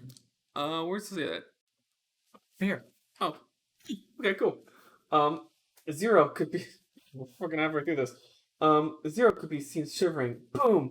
No. Okay. Chapter 6, Waves of Terror. 0 had burst into action. He was zooming all around the arena like a rocket. Thanks to the emerald, it had turned him into 0x. He zoomed through one zombie, slashed his sword at another, and did a spinning dragon kick in the air, destroying another. He stopped and watched as one by one the zombies fell. 0 is victorious! The lights came on. Easy. The cage rose, and he went back to the stone. Risers. Beat that, Mooga Man.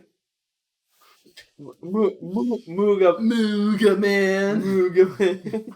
Sure will. Now Mega Man walked to the arena. What's he gonna do? Next, Mega Man versus 50,000 Flood Maggots. Ready? Begin! Playing. There was not any time to wait like the last round. As soon as the cage was down, the Flood Maggots were pouring out of holes in the ceiling by the thousands. Power Blaster, Battle Chip, download. Plasma Emerald, download. Mega Man doesn't have enough time to transform. He'll die for sure. Combine Power Blaster with Plasma Emerald to form Emerald Plasma Beam. And man, look out! Not many knew exactly what happened next or why Matt had said this. After all, after what they saw was Mega. All what they saw was Mega Man releasing a single shot in the air and a humongous explosion afterwards, leaving most temporarily blinded for 5 seconds.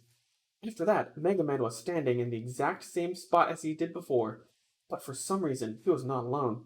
On either side of him stood two creatures that appeared to be exactly like Chaos, only taller and with different properties other than water. One looked as if his parents. One looked as if to be male and was made of brown circular stones, like one of those posable drawing statues. Only it was shaped like chaos. The other was glowing odorless gas that didn't look like she was made of anything but gas. Behind Anything but gas. anything but gas. Hey, but gas. Behind him stood the 7 Chaos clones that Team Robotnik forged 2 months before. See, every time you say KI, I want to say Kingdom Hearts, but that's totally wrong. Hey, it's about as complicated as this. Yeah, maybe. I wish that showed up in here. That'd be perfect. That was not the strangest part of it. In front of him stood the most heart-wrenching figure of all, a green figure with 2 rosebuds on either side of her head, and a skirt shaped like a white, 5-tipped flower. Someone who was supposed to have left this world. Cosmo, whispered Tails. Chapter 7. Reunion. I'm gonna have to read this one, bro. Okay. Alright. Cosmo said nothing, but looked at him happily as if she had just won a giant trophy. Better raise the cage. Someone tells me there will be a big reunion, said Bokun, a little confused himself. Glowing cage rose. Nobody moved but Tails and Chaos out of respect. Bloop? My thoughts exactly. Clack-a-clack, clack-clack, whisk-whisk, whoosh, sweet, glub-glub. Shadow, being an expert on emerald energy, tried to explain what had just Brilliant dialogue. Dialogue of the year, baby. Just happened. I shall try to put this in simple words. For the first 900 lives taken away by a general plasma attack, it brings 9 beings relative to the closest person to the attacker, either next to the attacker, to make up for the destruction it has caused. Okay, so kind of a balancing out thing. We kill 900 people, will people come back? But every time it destroys 50,000 lives, depending on what is destroyed and how much they matter. It gives one angel a chance to be brought back to life completely, but without its strongest ability. And this only happens if and Sonic are around, because of when fused we form Sonic Savior for this dimension. But I need you to read that again. Okay. One more time, please. I shall try to put this simple words. For the first 900 lives taken away by a emerald plasma attack, it brings 9 beings relative to the closest person to the attacker, either next to the attacker, to make up for the destruction it has caused. But every time it destroys 50,000 lives, depending on what is destroyed and how much they matter, it gives one angel a chance to be brought back to life completely, but without its strongest ability. And this only happens if me and Sonic are around, because when fused we form Shattuck, the savior of this dimension. If that is not proof enough of you being the originator of Has Anyone Ever Been So Far Even Want to Go Look More Like, I don't know what would be more proof. Okay, my alter ego and the Sonic comic users had to deal with that, said Knuckles. As I was saying, this only happens if a savior is around, and when it happens that he, or whoever fused with them, lose half their energy. And being the bad hedgehog I am, stole the remaining energy from Sonic the time Knuckles interrupted me. I could do that, Sonic fainted. Can I talk now? Tails, the tone of annoyance in his voice. Yes, sorry. Amy silently picked Sonic up and rested his head in her arms. Take this, Sonic, she whispered. She put her emerald deposit crystal in his hand, knowing that he had left his in the shrine chamber. Oh, what? Shh, that's right, Sonic. Sure, Amy. Sonic fell asleep. Amy's focus now returned to Cosmo and Tails. Just a moment. So you can't return into your super form? Apparently that's what I was trying to say. Yes, that's correct. For some reason, there was a 2-minute pause. I missed you, Cosmo. Me too. Heaven just isn't perfect without you. Oh my god. I'm waiting for the knife twist. I still have the seed with me. It's in this watch I made. That's why you made the watch, Sonic. How is she? The seed? She's fine. She'll grow to be beautiful someday. Tails, Cosmo eyes filled with tears. I love you. I love you. Cosmo broke into tears and buried her face in her hands. Tails was calm. They walked over the console to Cosmo, took her in his arms, caressed her hair. It's okay, Cosmo, he whispered. Sniff. Tails, it's fine, he whispered. I know you missed me. Missed you too. What a fucking baller, dude. Is this supposed to be the boss fight? We got boring and fucky, so I put some cool shit in it to make it like all romantic, and then we go back to the boss fight. Okay, got it. I've been watching you. I've been following you ever since I died, wanting to hold you, to comfort you. When I died, all my hand did was go through you. I tried going to heaven, but it just felt empty, so I signed up to become your guardian angel. Promised that I would come back. She let out a deep sigh. It's okay, Cosmo. Cosmo looked up, expecting Tails to have a smile, but from the confused look on his face, it was obviously he had not said anything. She turned around to see Chaos. Chaos talking! It's okay, Chaos. Don't cry. His voice sounded deep like the shadows. I'm not really talking, by the way. It's okay, Cosmo, don't cry. It's okay, What did I say? Chaos. It's okay, Cosmo, don't cry. His voice sounded deep like the shadows. I'm not really talking, by the way. I'm broadcasting my thoughts from my head. I've seen it before. I've just never talked to you because I was dead. I know a lot of things. I am an elemental, after all. I'm guessing this is a one-time only thing? Yes. After this, I'm mute again, but that does not matter. This is the only time I'll be understood by all, so let it be so. Chaos? So Chaos is about to say his, like, you know that moment with a stupid person in a Shakespearean play says, like, the smartest thing in the entire play? I was trying to do that, basically. Okay. Okay. I may be made of water, but I have a heart and a soul. I may not be mortal, but I have life. I know who you are. You've lost everyone you know. You're the last of your species. That will change someday. Your species has been extinct and reappeared. What a marvelous occasion. A life remade, a species restored. Rejoice, young one. I may be young for my species, but I'm still wise. Listen when I say that there is good in all things. I was once lost. I'm hungry only for power and destruction. When only the visible choice was to lock me up in the Master Emerald, my friend Sonic said no. He knew my sorrow inside and how great I was. Knew that defeating me was the only way to help me. Okay, so he doesn't speak perfect. You don't speak perfect. Me neither. And Sonic saw the good in me. I was angered by the event many years ago when Echidna sought to destroy my temple and kill the peaceful Chow that I nurtured and protected.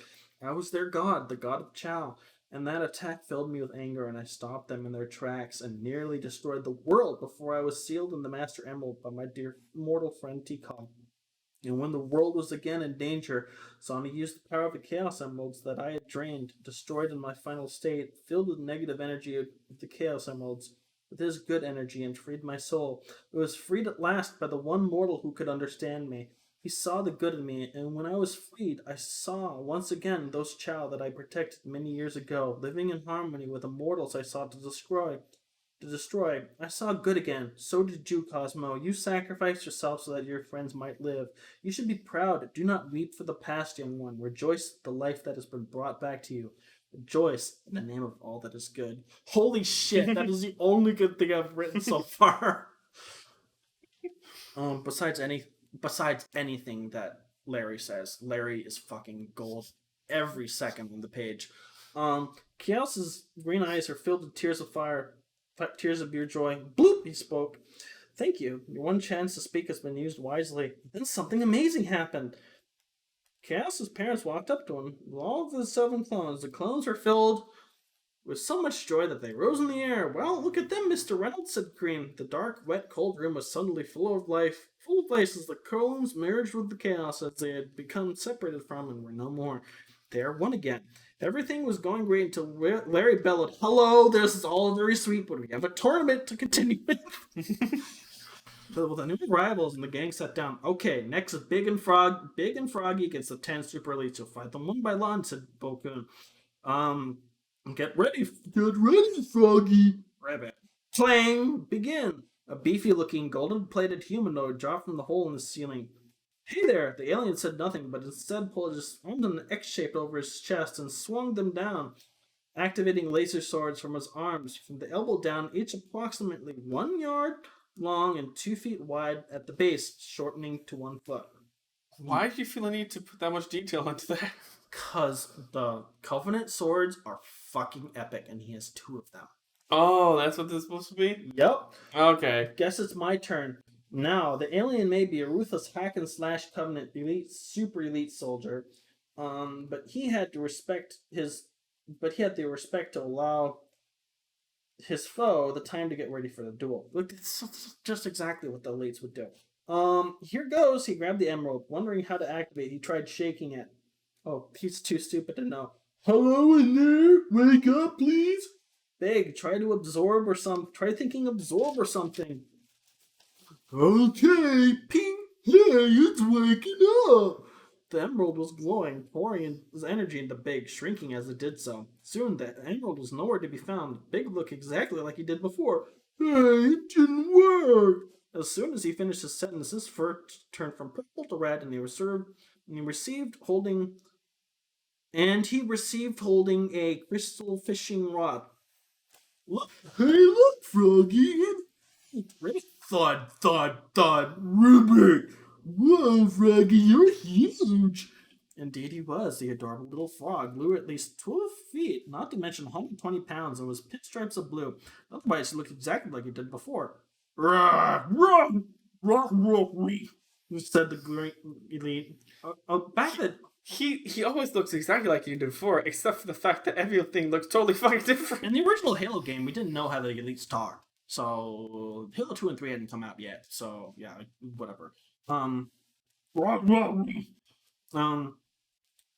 Okay, we're ready. Okay, let's try this again. Begin. Froggy wasted no time. Spring, Rah, rah, rah. splat. Froggy, there's another one. Ribbit, bellowed Froggy. Rah. Or I'm number 2 is translated. Spring, Froggy, let's leave some time for me. Thud. Translated. I'm number 3. Finally, it's my turn. Big simply tapped him on the shoulder and, oh my freaking god, what was Big done? And it literally says, in all capital letters, mind you, oh my freaking god, what has Big done? Oh wait, never mind, he's still alive. Sorry, little guy. The elite had a broken arm, a broken leg, and basically broken everything else, but he was still alive. He tapped him on the shoulder. Confirmed, Big is the strongest character in Sonic the Hedgehog He's canon. voiced by Duke Nukem. Did you not know that? He's voiced by John St. John. I don't think you know that at the time. I didn't. I didn't know who Duke Nukem was.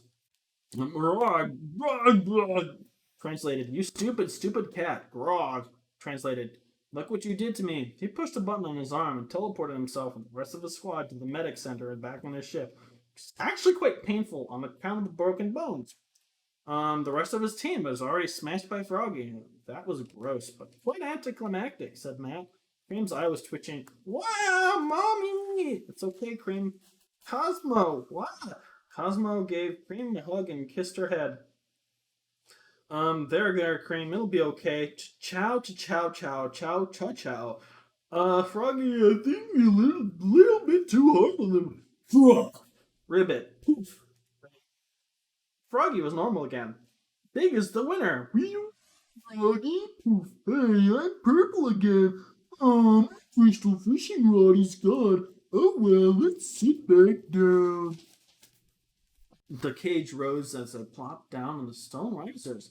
Next up is Rouge versus 5 Covenant Hunters. Oh, this is about to be fucking sex magic right over here.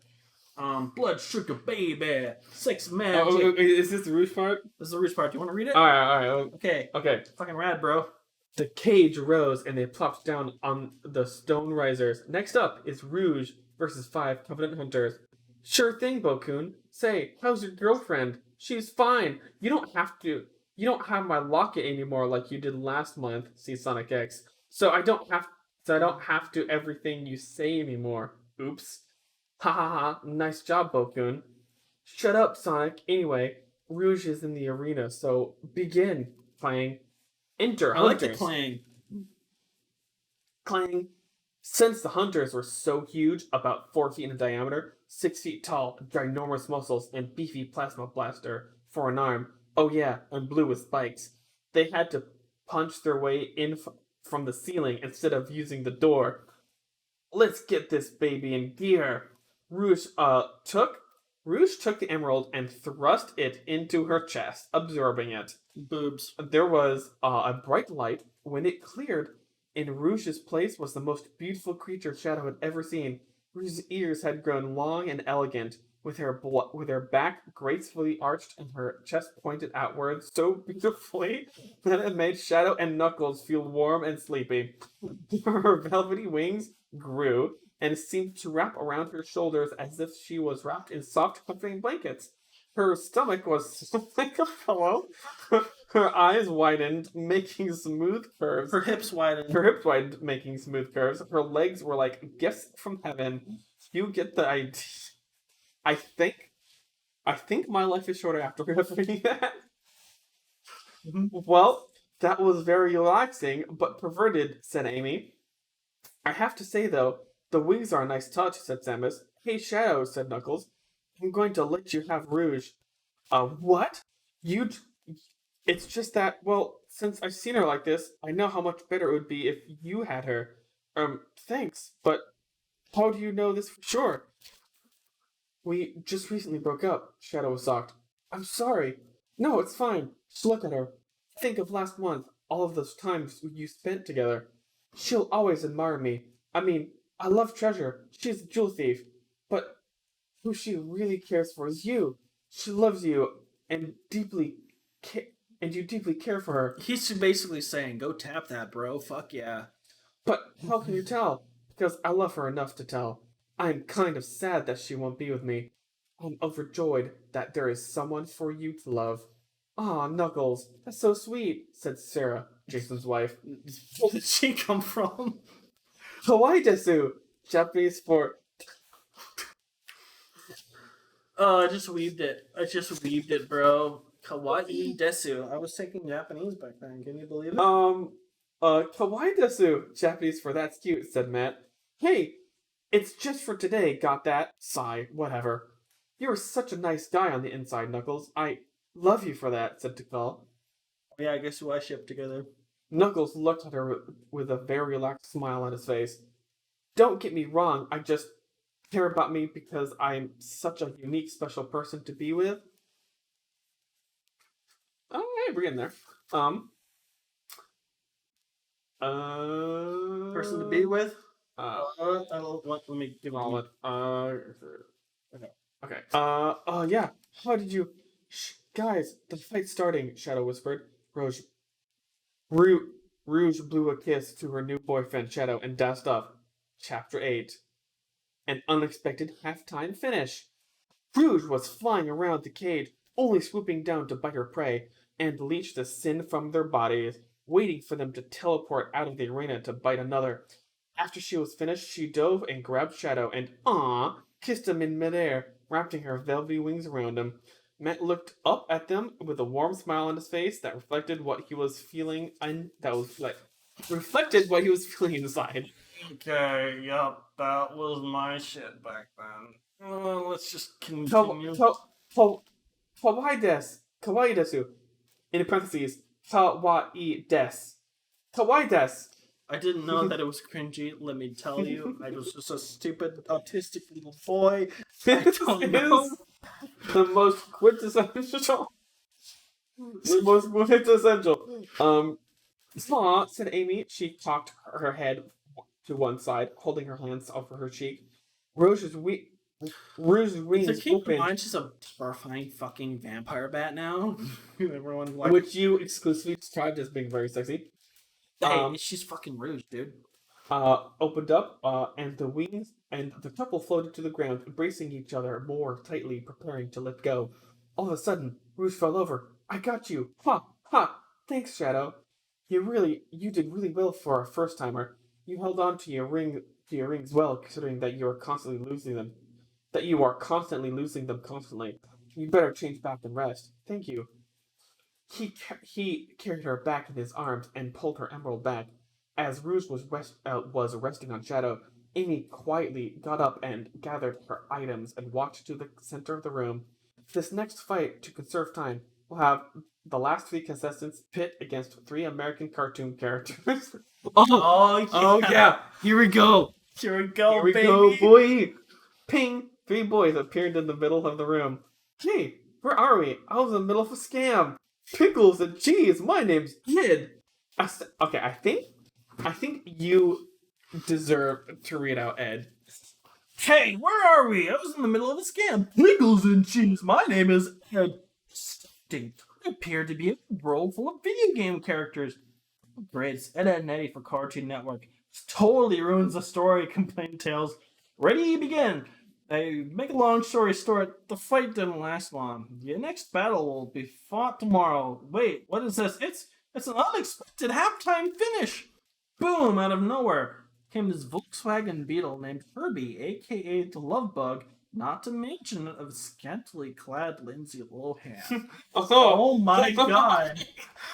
There was such a stink about this movie back in the day. They covered up her cleavage. And I saw that shit. Holy shit, my world was changed. And now she's a drug addict. So yeah. Age like milk, I guess. I absorbed her life energy through the screen. Oh, something. I don't fucking know. What was that? I'm just going to the vampire stuff, dude. You absorbed the life of Lindsay Lohan through the screen? What? I don't fucking know. And she turned into a drug addict. Okay, sure. Keep going. Okay. Beep beep. Wahoo! Jiggle. Love jumping. Jiggle jiggle. Wee. Snap. My top broke off. And now back on. Me sputtered. I'm just sitting all this movie, dude. For reasons unknown, Lindsay Lohan started pole dancing and swinging in her newest single, I Like to Shove Sausages and Pancakes Down My Pants for fun. What the hell? So, mommy saved me, screamed Cream. Oh, sweet mother of Jesus, somebody cover that girl's eyes, yelled the Master Chief. I'll save you. Whoosh, look, it's a bird. It's a plane. No, it's Superman, half naked in his super speedo, doing jumping jacks in midair while wearing pants on his head. Oh man, if only Jonathan were here to see this, Matt mumbled. He's my youth pastor. Look, it's a man in his late 20s with spiked brown hair and a goatee holding the Bible. It's my confirmation teacher, Jonathan Garp. Oh, I'm not saying his name. Hey, Matt, what's going on, brother? What the? Jonathan, save us from the nonsense. Sure thing. Jonathan pulled out a small crucifix, holding in there, and said, In the name of God, I commandeth thee to stop. Ping, they were gone. So, Matt, how's it going? Sick, dude, said Mega Man. So, okay, hold on. Okay, so far, the last three characters pit off against Edna and Nettie from Cartoon Network. You specified that. And then they get destroyed. No, but then it's like, oh wait, we're gonna have to finish this fight tomorrow. So when they break to finish the fight tomorrow, Herbie and Lindsay Lohan pull up, and then it just goes into a shit show because she's too fucking sexy. She starts doing dumb shit, and Herbie fucking breaks down and dies. Okay. And Jonathan comes and said, I commanded thee, get back, you thought, or something. Ping there, Matt, how's it going? Sick, dude, said Mega Man. Huh? Who are your friends? Remember how I told you I wrote myself in the story? Yeah, well, I wrote you in too. Now we have priests with magical powers. Sick. How are we going to get back? With Chaos's water portal, of course. Oh, yeah. Hey, Matt, said Tails, I never knew you were religious. I've been praying since before I could talk. Just to the Lutheran church before I left. Matt introduced Jonathan to the game, told him all he missed. So we gotta pass this boss before we move on. Sure, I'll beat him for you. I played Mario Kart for 6 hours one day, remember? Oh yeah, and here's your golden cross. Thanks. Hey, the loudspeaker is on. Danger, evacuate immediately. A strange robotic hedgehog is approaching this entire boss match. is hereby terminated. By all means, evacuate immediately. Ah, no, sir. Please, I beg you. I have to breathe. Die, human. Ah. Stab, stab, rip, stab, stab, spray, kaboom. I know you are there, Sonic. There is no escape. Who just died? This PA announcer. Okay. There is no escape. This is Metal Sonic. You will die instantly if you do not respond in 3, 2. Well, okay, I'm here. Good. Now step into the arena. Sonic obeyed. Now lower the gates. Cling. I'll be there shortly. That is all. Who's Metal Sonic? Sonic's original alter ego. Unlike Shadow. Ask Jonathan. That's Jonathan. Alter ego. Unlike Shadow, Metal Sonic has iron claws and it's nearly invincible in his super form. I don't know much about it though, since I decided to give him an upgrade for my story instead of super form. An upgrade? Also Newson? Well, he has to be a worthy opponent, and now that you guys have grown stronger, this will be an interesting fight, says Snuckles, pounding his fist together. What combat junkie, said Amy, annoyed. Enough fighting. I'm getting an extremely high energy signal, yelled Samus. Wait, the energy is rising. My computer can't even scan it anymore. It doesn't even show it up on the display. Maybe if ag. Is it over 9,000? It is way over 9,000. There were several explosions, and Samus' suit was now a pile of rubble. Samus, battered and bloody, crumpled to the floor. Samus, screamed Jonathan. Metal Sonic is way stronger than I meant him to be. He must have gotten another legendary Chaos Emerald. It's the only way. Sonic and Seto, he's too strong.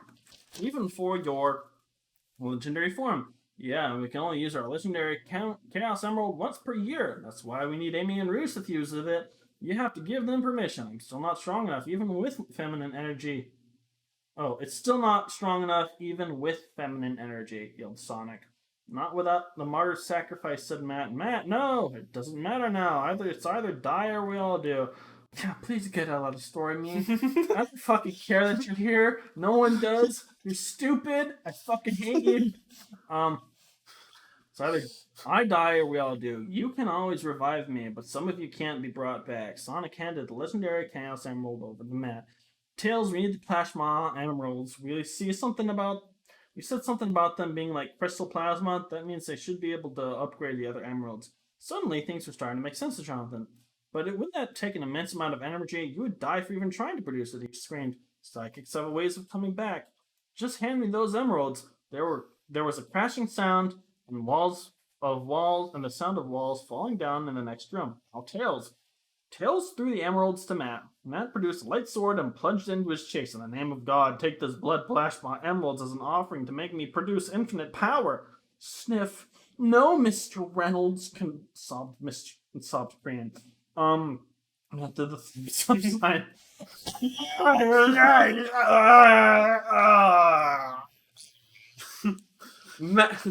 Matt was ablaze with white fire pouring out of every cell in his body, and after 2 seconds, Matt foamed at the mouth and slumped over motionless. Fuck yeah. Matthew, no! Screamed Jonathan. Jonathan made a dash for Matt, but he was held back by Big. There are life signs coming from this moon. No, okay. There are life signs coming from this moon. From this room, said a robotic voice. Amy walked over to Matt's dead body and kissed him. Thanks, Matt. You did well. She picked up the legendary Chaos Emerald, now filled with white plasma, and walked over to Rouge. You ready? Asked Amy. You bet I am, said Rouge. Fusion! Ha! They both said in unison. There was white flash, and in their place was a beautiful white hedgehog, with pink streaks in her neck-long quills. She had Rouge's ears and hair like Amy's, only longer. All of her physical features were enhanced. She was wearing a red dress with 2 thigh-long slits down both sides of the skirt. There was also a curved slit about the width of one's hand from the collar down to her chest. She was wearing Amy's red boots, but for some reason they were black in color. And most of all, she was wearing Amy's red headband that had been Super Rouge's long velvety wings. Someone draw that sexy shit. Okay. She's wearing a cocktail dress, dude. She's fighting and shit. We're not going to open up that can of worms. Okay. Hey guys, I'm Amouge. How am I supposed to say it again? Amouge. Amouge? Hi, I'm Amouge. Funny name, huh? She said, always speechless. Where's that boyfriend of mine? Oh, yeah. He didn't fuse yet. Say hi to him for me, will ya? They all nodded their heads in unison, bewildered. That Matt kid sounded nice. Too bad I couldn't meet him. He did create me, after all. Amouge, behind you, screamed Jonathan. Looks like we have a new fan character, said a robotic voice. Amouge spun around to see a blue robotic blue hedgehog. He just happens a lot. Aren't you the robot that kidnapped Amy back in Sonic CD? Asked Amouge. First game I ever played, by the way. Can you tell? Getting there. Yeah, we're getting there. Why, yes, but I am now much more advanced than I was then. Remember that yellow hole / jet engine that was in the center of my body? Look at it now. Amouge glanced down to look at the aforementioned yellow hole, only to see that it had been turned to a pulsating membrane. Gross. Nasty, isn't it? I no longer run on rings, but on blood, courtesy of Nuke and Diablo. Those names, bro. Edgy. I am not fully upgraded yet, but for every person I kill, another one of my robotic parts is made alive, just like this membrane here. Ew. But how does this make you stronger, becoming alive? Asked Cosmo. Since I'll be alive, all I need to do is exercise to upgrade my technology. My new body will automatically transform my limbs, chest, etc. into a new weapon or physical feature, and automatically switch back to my other attributes as weapons according to weapons according to the situation. And most of all, I'll finally be able to reproduce and make children to continue my legacy. Give me that. Listen, hon, asked Amouge, pointing a finger. Listen, hon. Listen, hon. Look, it's like 12:30. This is going to be 3 hours by the time we're done. Listen, hon, asked Amouge, pointing a finger. This sounds like a nice upgrade and all, but I can't let you harm more innocent people, Metal Sonic smirked. Looks like I can, he asked. Coming out of the door was Tails' father, concerned to see if his son was okay. Dad, no! Nice of you to join us, Mr. Prower. How did you... Wait, I know all about your plan. If you even touch my son, I'll... Before anyone could blink, Metal Sonic was right next to Mr. Prower, slashing at him so fast that it almost looked as if he had 50 limbs for several seconds. Before Tails could shed a tear, his dad was just a pile of ash. He died again. Again? Cool. Double dead. Grr, you monster! Tails, no! Screamed Sonic. Tails made a mad dash at Metal Sonic. Murderer! Tails screamed. In the blink of an eye, Amouge grabbed Tails. I'll stop him for you, she whispered. There was a flash of light, and Metal Sonic was just standing there, looking exactly as he did before. Wait, my appearance didn't change. Metal Sonic flickered his arm, and instantly it turned into a clear orange, with muscles and veins and bones visible inside. This reminds me of that one episode of Grim Adventures of Billy and Mandy. That's better. You know, one of they try to make it look alive. That's better. Let's try the entire body now, shall we? He tensed, and soon his entire body was now clear orange, just like his arm. Amouge wasted no time. She closed her eyes, and her red dress transformed into biomechanical battle armor. It looks like Samus' suit, only with no helmet and a single green visor shaped like sunglasses. Her suit was also less bulky. It was form-fitting and had a large heart on her chest. And most of all, she had a golden halo, just like legendary Shattuck. Oh, fuck yeah, bro. Okay. What a woman! Ready for the next generation of legendary chaos technology? This suit can change shape according to how I want. My brain is failing with every word I read. Give me.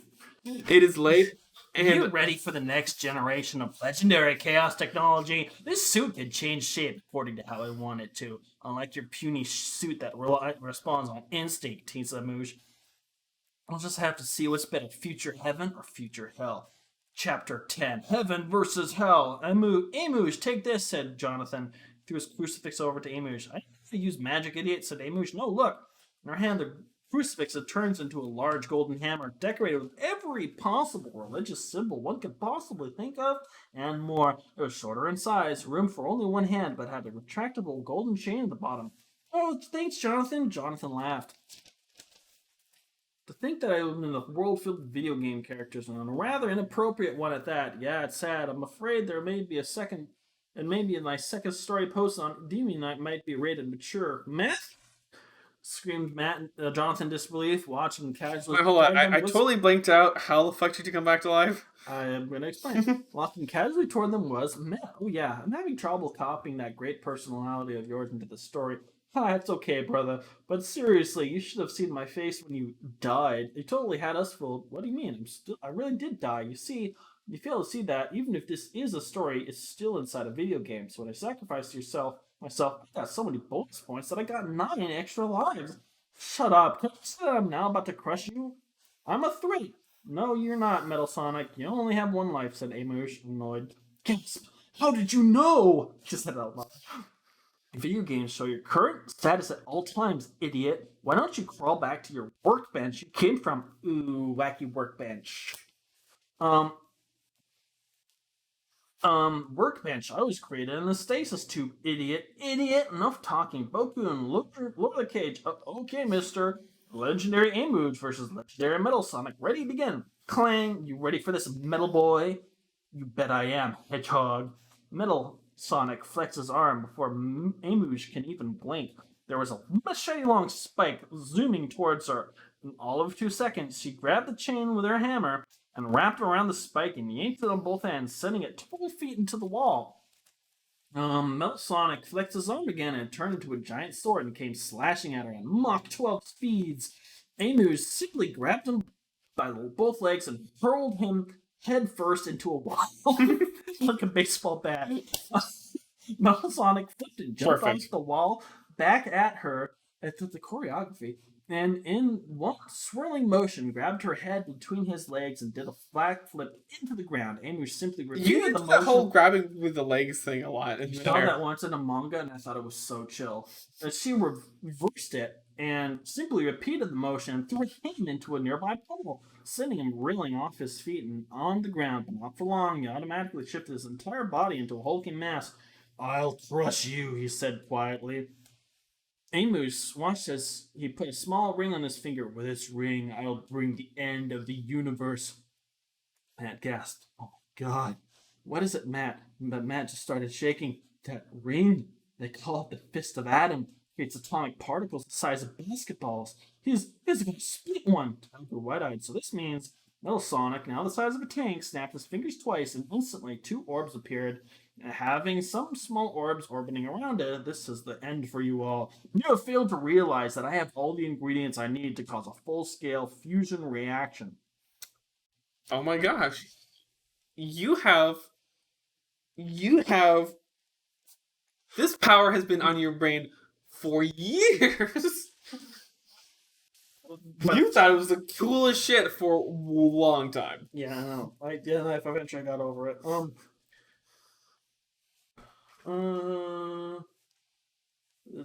This is the end for you all. Do you realize fusion reaction with my ring? I can fully manipulate all the powers of the atom. Wait, my ring, it's gone. Looking for this? Whispered Matt. How did you? I'm not a real telekinetic. That would go against my religion. But I can control things in the worlds I create and reactions that look like telekinesis. Meaning that I simply move the ring from your finger to mine. Also meaning that I can replace myself with Amuge for one attack. Like so. Amuge's image was gone and was replaced by Matt. And instead Matt was in her place. Yeah. Fucking made yourself a Deus Ex fucking. Yeah, I know, I told you. My character had Deus Ex Machina. When he was smirking, the dark, musty cave grew even darker than normal. For a while, nothing was visible except for Matt's ring. Start with the basics. I can direct anything in this room, meaning that if I split an atom, I can direct the entire nuclear reaction to you, and no one else. Likewise, the fusion technique. You can never use this ring, even if you tried. Matt glanced up, looking like a madman. Now let me show you what a real attack looks like. Snap!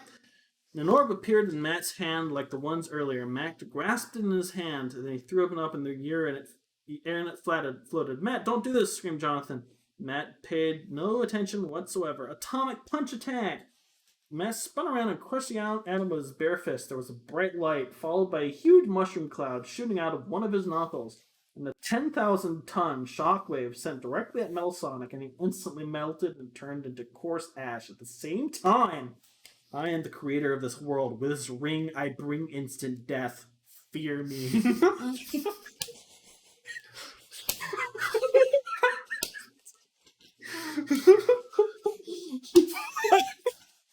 Fuck yeah, bro. Fuck yeah. No, I should be saying that. Fuck yeah, bro. Oh yeah, man. And with that, he crushed the ring and absorbed the particles into his mind and fell on the ground unconscious. Asterix. In the middle of the page, saying that time passes. It was night. Tails and the others were back in their stone bunks, chatting to each other. Matt had just awakened and was chatting to Jonathan about the sin he had just committed. Sonic had gone to carry back what was left of Tails' father, who was recently killed in the battle for a second time. So Cosmo, said Amy, I hear that you're going out with Tails after you each receive your awards. Cosmo started to blush. Yes, Tails and I are going to his really nice Chozodian restaurant. Samus said that they have really nice steak and a wonderful view of Mobius from there. Amy had little stars in her eyes. Oh, Cosmo, that's so cute. Oh, how romantic. Cosmo was feeling less shy now. Yes, and then Tails and I are going to a party. Tails says he's recently taken up a new hobby, something called techno? Jonathan, who was right next to them, couldn't help but join in the conversation. Matt loves techno, he blurted. A little ping went off in Amy and Cosmo's head. Did somebody say techno, Matt yawned? Stay out of my head, he screamed. Another ping went off. That is the line I've been waiting for this whole time for. That's a naughty thing to think about, Amy, especially about yourself. Amy looked surprised. I wasn't thinking of anything. It must have been a prediction of my fortune. Ooh, tell me, Amy said excitedly. Well, you're apparently going to have to be married to Sonic someday and have 2 children. Really, when will I get married? It'll be a quadruple wedding. Knuckles and Tikal will be given life later on. Shadow and Ruth, Tails and Cosmo, you and Sonic will turn 18, which is in 6 years, meaning that Sonic will be 22. I actually used the actual Wikipedia.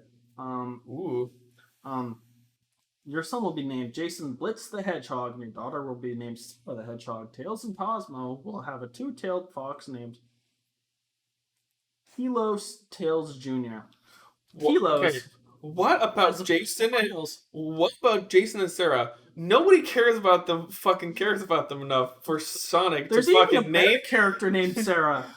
For Sonic to bother naming his kids. Not only that, in the previous episode, they had to collect his tears to use something. No, she had a fucking she had a fucking magic purse, A bag of holding. She had a bag of holding basically, but it was powered based off of gems, and also the tears of poor Jason. Oh, poor guy. Fuck about my characters. The purple plant girl, Tails Jr., and the purple plant girl named Nova Prower. Yeah, okay, so there will be a plant girl named Nova Prower and a Tails Jr. named Kilos. Knuckles will have the Echidna that looks exactly like the name named Fist the Echidna, original, and Shadow and Rouge will have a red-winged girl hedgehog named Nightwing, who will secretly have a huge crush on Blitz and one day will be well endowed like her mother. Important information. Yeah, wow, you really spelled it out there, Matt. Jonathan, what's so naughty about that, Matt? Asked Cosmo. We're already spoiled enough, but we'll be getting some honeymooners spying on you. Why would they be spying on us, said Amy, because they're doing it right now. All of a sudden, Sonic came bursting through the door. Tails' father is alive! Duh, he's on vacation. Do you seriously think that the Charizard will just leave him there to reapply into heaven all over again and completely ruin it? Samus said, annoyed, oh yeah, and listen to this. I overheard the conversation. You reported it. Sonic pulled out a tape recorder and played the conversation of Matt, Cosmo, me, and Jonathan just said. We know. We're listening to it too. Good prediction, Matt, said Pink. The Chozo have been waiting for them all day, watching the battle in the theater room. By the way, Matt, why are you spying on themselves? Why are they spying on themselves, anyway? Asked the Master Chief. Oh, so they're on honeymoon, watching the time. I told them of their fortune. Wait, I'm sorry, what the fuck? So, this is after the battle. You come back to life. you're explaining what's going to happen in the future, and then we cut to them on the honeymoon watching the tape that Sonic recorded of you saying this shit. No. Sonic was playing back the tape to everyone so that I didn't have to write everything again because I was lazy. And I said that they went back in time to see the era that they learned of their future. That makes no fucking sense. Well, I have to have future Trunks in here somewhere. Well, and also feature all those other characters that we saw in the beginning. Yeah, okay.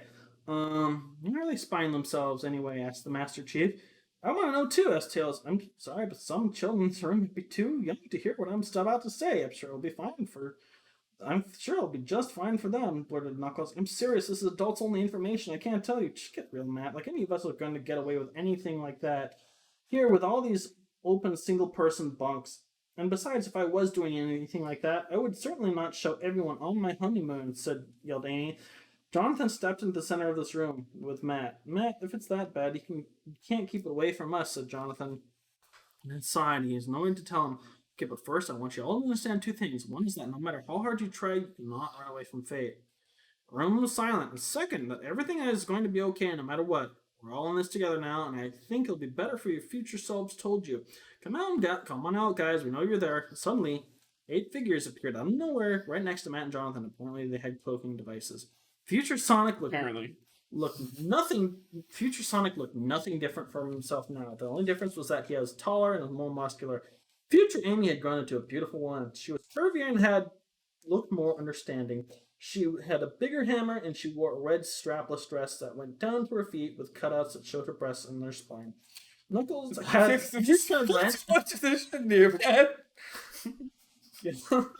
Knuckles had the same simple changes as Sonic, and Rouge looked no different. She was curvy, sexy, and more endowed than she was now. Only she was now. She was wearing a tight leather skirt and another pair of hip huggers. We can look up her skirt. Gross. Tails, however, looked way different. He was black, had pointy ears and longer bangs, had eyes like shadows. For some reason, he looked as if he had the same bright personality. Cosmo looked the same, only she was taller and slimmer. Tikal looked the same, only taller as she was alive. Future Sonic was the first to speak. Well, this is a little embarrassing to say this in front of you all, but can I have Amy and I come up here for a moment? I'm already standing here, said Sonic. Here I am, said Amy. Good. Now, the reason when we were spying on you is that we prevent your Amy from getting drugged at the party tomorrow. Ooh. The store was silent, and Amy and Sonic would chill the bomb. Who would do such a thing? Asked his current day Tikal. Did we just totally forget about the plot? Yeah, we did. Future Amy walked over to her past self and gave her a hug, slowly stroking the hair. Matt had the wrong idea, however. This is not the kind of drug he had in mind. Although there will be some naughty dancing. I forget the word. It's called grinding? Oh, yeah. Those were the days, my dude. I got so much tail grinding. Well, a middle school grinding tail, but yes. Gross. Yeah, well, that was middle school, too. It's called grinding or something. Future Ruse winked at her past self and current day Shadow. The rest made similar gestures of past selves. And all that's going to happen is that Amy will be tranquilized and kidnapped by Eggman, who is currently under the influence of Diablo's temptations. All we can do nothing at this point, but we'll help you along the way. And, oh my god, Amy's going into shock. Amy was looking really upset now. Her pupils were as small as pins. She was shaking like a guy on a jackhammer. Her ears were pricked up. There were tears in her eyes. Sonic was starting to sweat. What could he possibly save her from such a massive panic attack? And then an idea popped into his head. Future Amy stand aside. Only I can help her now. What? You sure about this, honey? Honey, I'm not even married to you yet. Oh, sorry. Future Amy stepped aside. Here goes, Sonic whispered.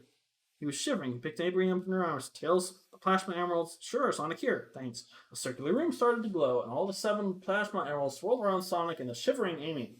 All out of nowhere, Sonic gave Amy the most passionate kiss anyone had ever seen. Tears were pouring out of his eyes, and every 5 seconds he stopped for air, and he just started kissing again. After what seemed like 10 minutes, he finally fell on the ground.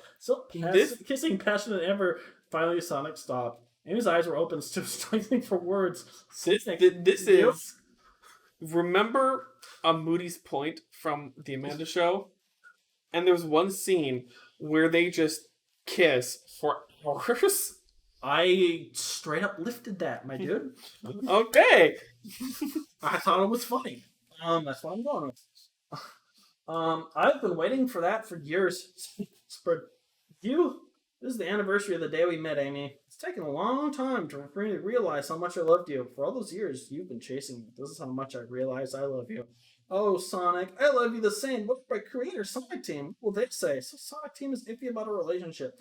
Who cares? Understandably, I'm always on the move. They say that if I settle down, it'll ruin the series, but as I grow older, for some reason, I found more time. In front of everyone? It's the Emeralds. They have that effect on people, and of course they're in front of everyone. Where else could I possibly kiss you in a moment's notice? One other thing I want to point out is that this is supposed to be the sequel to Crossover Infinity with all these cool characters coming together, and like you are at the end of the story and you've forgotten about everything other than the Sonic characters. Like every once in a while, you have another character pop up that you haven't mentioned at all since now, like Zero pops up for a boss battle. I really lost the plot, dude. Literally. It's Emeralds. They have that effect on people. Of course, in front of everyone. Where else could I possibly kiss you in a moment's notice? In the crowd, Jonathan was scolding Matthew and congratulating him somehow at the same time. Cream was feeling lonely because she would never be with Tails and desperately thinking of someone else she had a crush on. Cream's mother, Vanilla, who has just arrived for the upcoming ceremony with her new boyfriend, Vector the Crocodile. Ooh, yeah. Vector. Getting that MILF. Vanilla Vector? Sure, okay. For the new boyfriend, Vector the Crocodile, was utterly shocked and confused beyond reason. Vector, being a detective, was deep in thought, thinking of some crackpot theories as to what just went on.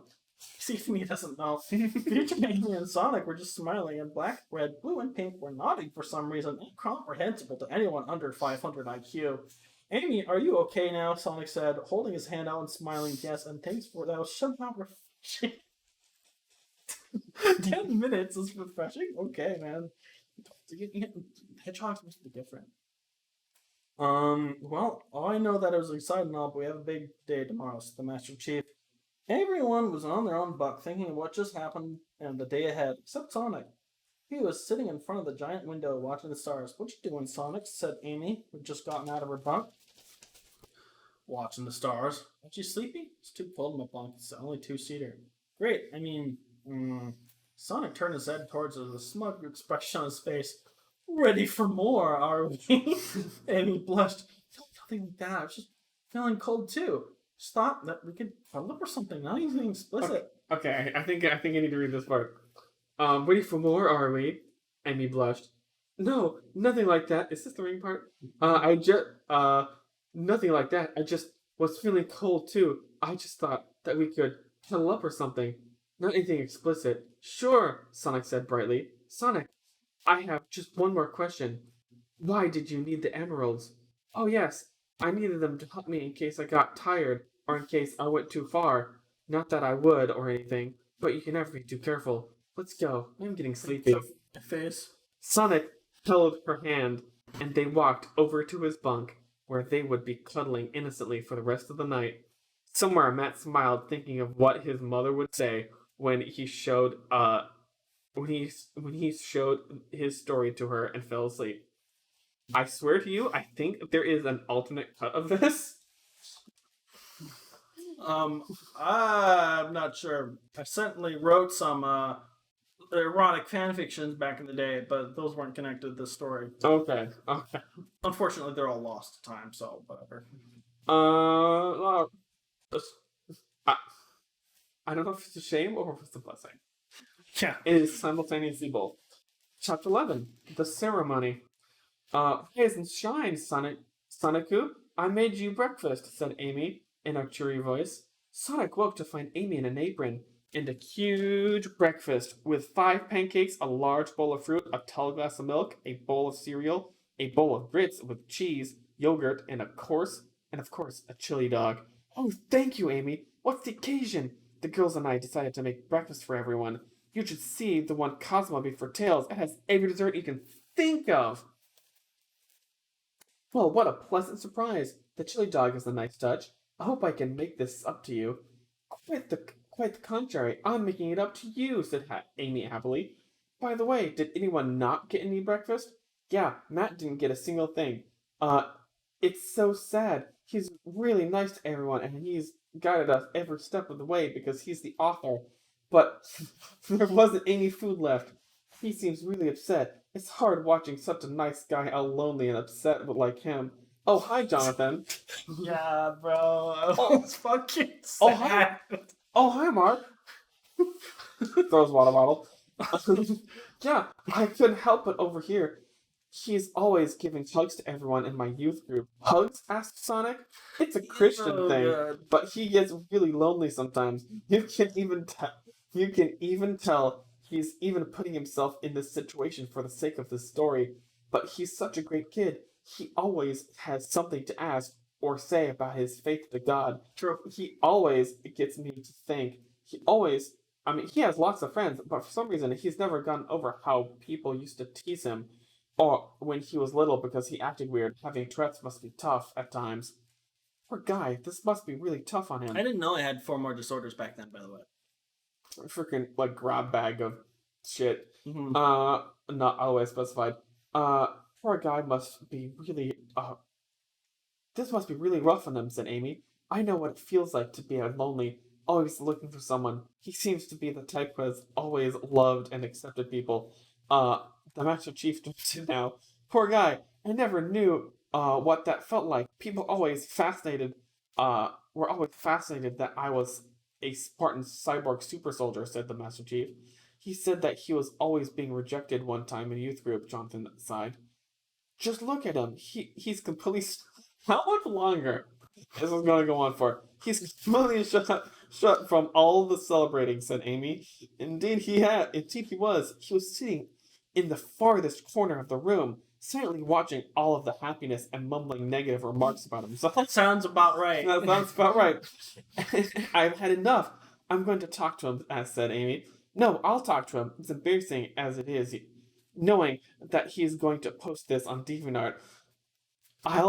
It'll be easier on him. It'll be easier on him if I talk to him," said Jonathan. Meanwhile, in the corner, this is An endless journey. Endless, dude. this whole section of you just. Jacking myself off. Why am I even here? Matt asked himself. Look, all the characters' sweethearts made them breakfast. Nobody even said so much as a hello to me. Matt thought about what he just said and looked up again to look at all of the happy faces. I mean, look at them. Look at what I've done for them. I've got them to fall in love, get married, have children. I got my favorite couple, Sonic and Amy, to have the most passionate kiss they've ever had. I got them to sleep and cuddle with each other, and not even one of them made me breakfast. I don't get it. Bad looking. I'm a nice guy. I must be too eccentric. I say the wrong things at times, and I act weird, and I embarrass myself and others, and this whole story. I just added that in there because this is a whole monologue, and that's been going on forever. And others by my actions in the real world, or do I? How am I supposed to freaking know how I act like?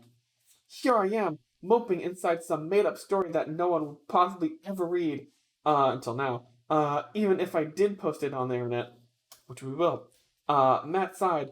Matt sighed and looked up at the ceiling. God, I know that this doesn't exist. I know that this will be accessible to millions who may be offended because I put a Christian theme in my story, and possibly my story will be taken off DeviantArt. Yeah, right. But God, you've always been there for me. I know that this is a story, but give me a sign, God. Tell me that it's okay. Show me that everything's fine. Help me to someday be a good father. God, I fear that someday I'll stop drawing. You did. And stop caring about Sonic. You did. And help that to never happen, God. I'm just so empty inside, God. Matt looked again at the happy faces of all those big breakfast plates. Doesn't anybody care about what I feel, God? This whole fucking existential thing in the middle of the Sonic book. There is no plot whatsoever. There was, but all the crossover characters had dropped off. Mario was a big character in the last one, and he's not anywhere to be seen here. Yeah, bro. Sometimes, like Samus and Master Chief pop up. Matt thought about all the reassurances people had told him, how he wasn't a bad person, that he wasn't stupid or ugly. He remembered how people wanted to dance with him at the school dances, And now, nice girls, and how nice girls were to him. I guess I'm not all that bad, God. I'm not all that bad. God, I thank you for my ability to write and to draw. I thank you for my Tourette's and the ability to see a different perspective. I realize now that it's a gift, not a curse, God. I thank you for my life, and I put all of my uh, trust. I almost said thrust there. And Don't go there, bro. and faith in you. And and inside I know that you'll make everything okay. I pray for all of those people who are suffering or who have lost someone they loved. I pray that we can all accept each other, especially those of different religions. And I pray that others can see your eternal loving grace. I love you, God. And thank you. In Jesus' name, amen. I just wrote my prayer to the stroke because I don't go, fuck. Holy shit. That was beautiful, Matt, said a voice. Jonathan, when did you get here? Matt looked and saw Jonathan had just come to talk to him, and he was walking to him all this time. That was a long walk. Looks like you didn't need my help after all. Matt closed his eyes to scan Jonathan's current memories. Oh yeah, you stole Cyborg. And how they were all talking about how sad they felt for him. Thanks, God. I knew I could count on you, Matt whispered as he slowly got up and walked back to the others to prepare for the upcoming ceremony. Side note, I'm totally gonna send you the picture of Jason and Sarah later, so you must put this at the end. Mm-hmm. The gang had just finished getting ready hours later when they were greeted by Black and the other Chozo and guided them to the golden altar. Now listen, young ones, said Black the Chozo. I'm on a tired high right now. The only way I'm gonna sleep is by finishing. The only way to get to the village is through the altar. To do this, we must simply say the name of Chaos's grandfather in this room, who is currently resident on Mars in the Supreme Master Emerald, and he will judge us all as a group to see if we're worthy. His name is Terror. He is so far the oldest living being in the universe. Ready? 1, 2, Terror! As soon as they all say Terror, a portal of fire appeared in the center of the room, with the image of a village made of gold, as if it were an Aztec city made in outer space. You may enter. Oh, give me. All right. You may enter, said a booming voice. Excited, they all rushed on through the portal, found themselves at levels in the village made of pure gold. The outside walls of the pyramid were clear as always, but on the inside of those walls were a series of golden buildings of huts and a series of ladders leading to other levels of the pyramid. Follow me, young ones. The crowd is waiting for you in the great hall. Without further delay, the group soon found themselves running, trying their hardest to follow Black Chozo. None of them had enough time to marvel at the Golden Village, and in no time they were running through the open doors of a large round building, and they came to a screeching halt. Inside the round building was a large theater with velvet cushioned seats. The theater was built like a cone, and the entrance being at the top. One half of it was taken up by several rows of seats, and on the other half was a stage with red curtains and a jumbotron from the back wall. Tailed one, come with me. All the others may find a seat at the bottom row. The rest of the seats are taken up by commentators and important guests. What about the guys frozen in the beginning? Good luck, Tails, said the Cosmo, kissed him on the cheek, and went to find a seat. As soon as his friends were gone, Black and the other Chozo took Tails to a rail car leading directly to the stage. You first, Tailed One, said Red. Sure, Tails replied. They walked inside the golden sphere-shaped rail cars. They were carried by rail across the ceiling and onto the stage. Tails was, man, this is like, what's that guy who's drumming around the stadium? Freaking like Benson from a regular show. Kind of, yeah. Sure. Long stage. So Tails was very nervous. One young one, said Pink as she pushed him out of the car onto the stage. Tails stumbled onto the stage where he was greeted by hundreds of cheering fans. Tails stared at the huge crowd was cheering for him, and he was amazed at what he saw. Hundreds of Chozo and other species, which looked like his girlfriend Cosmo. Wait, are they really cheering for me? His attention was soon directed to the figure at the center of the stage. Come, young one, rasped an elderly Chozo dressed in the golden robe. Tails walked hastily to the Chozo and gave him a microphone. Young one, you have endured great sadness in your heart. You have a soul even more pure than I. Do you know why I have brought you here, young one? Tails shook his head. No, sir. The elderly Chozo smiled. Just because you are very special.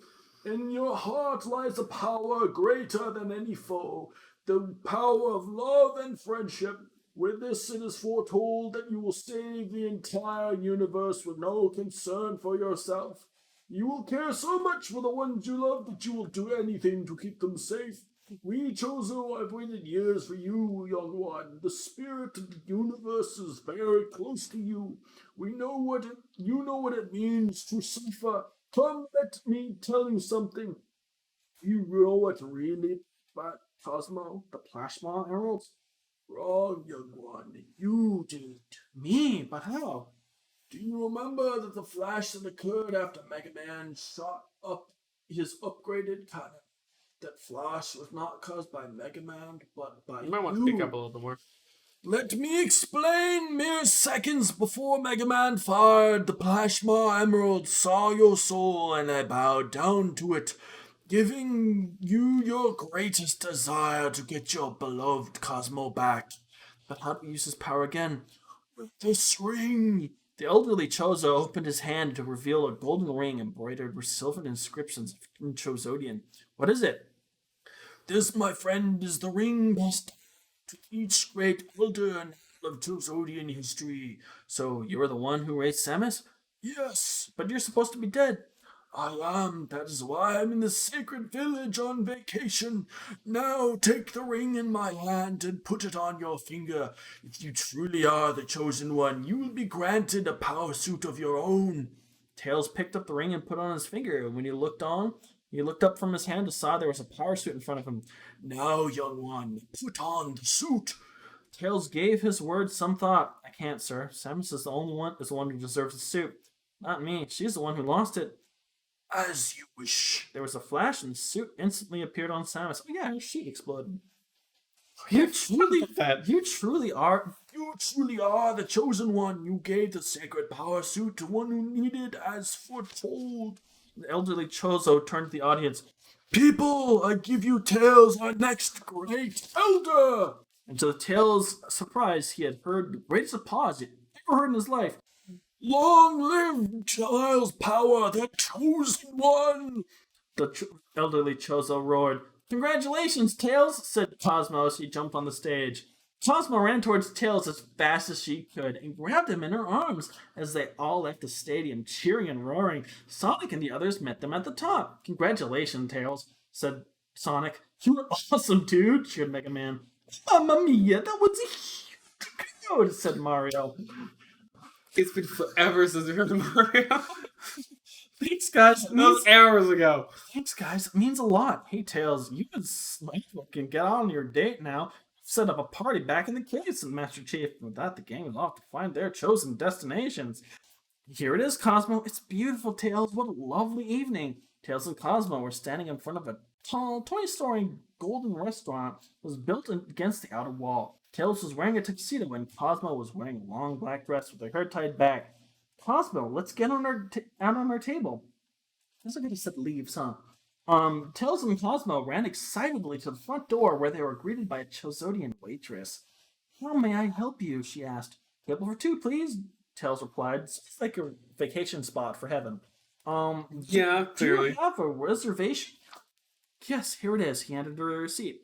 Right this way, please.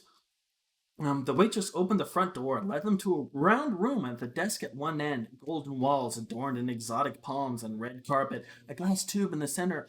Follow me. She guided them to a glass tube and pressed a button, and instantly an elevator shot down. Your table is on the top floor. Have a nice evening. The waitress bowed and the door opened. Tails and Cosmo walked inside and Tails pressed the button. Shoom! Sound effect. They shot up through the tube, and in no time they were at the designated floor. Come on, Cosmo, let's see our table. The door opened and revealed a dark candlelit room, square in shape with wooden walls and a red carpet floor and a small circular tube in the center. On the far wall, there was the clear wall of the pyramid with a magnificent view of Mobius. That's a good paragraph. Oh, Tails, it's beautiful. Tails took Cosmo by the hand and walked her to her seat, and sat himself down across from her. Tails, where's our waiter? He'll be here shortly. Tails, this is all so romantic. Just put a thought into this. Thanks, Cosmo. Tails and Cosmo were silent for a while, staring into each other's eyes. You look very pretty tonight, Cosmo. Ooh, what a player. Cosmo blushed. Why, thank you, Tails. Shoom. The elevator shot up the table. Well, here's our waiter, Cosmo. The elevator opened, and another Chozo walked out carrying 2 plates. Here's your meals as requested, said the Chozo as he put plates on the table and left. There's a quote there, it shouldn't be. The evening went on with laughter-filled discussion and a wonderful meal. When it was all over, Tails paid the bill, 150,000 rings, and took Cosmo by the hand to the elevator. I had a great time tonight, Tails. I had a great time too. We should do this again. Tails, I was wondering if we could wait a while before going to the cave. What do you mean, Cosmo? You're silly, and I'll show you. Tails blushed. Hey, Cosmo. He slowly walked over to Cosmo. Now hold me in your arms. Okay. Tails closed his eyes and kissed him. No, Cosmo closed her eyes and kissed him. The lips parted. Tails stared blankly into Cosmo's eyes and kissed her in return. As the lips parted, Cosmo smiled at Tails and ended their kiss with a hug. I wish I could kiss you more, but we really should get going. Don't worry, Tails. That was really sweet of you to spend all of this money for our date. Tails blushed, nodded, and off they went. Spy camera off, said Samus. Yeah. It's Oh, that makes such a great couple, said Amy. Matt nodded in content of his newest scene. He was then reprimanded by Jonathan. In so much trouble. Oh, come on, it wasn't that bad. Maybe it wasn't, but still, I have a word with you about this whole techno-rave thing. Raves didn't start out with drugs, said Matt to his friend. Said anything about drugs.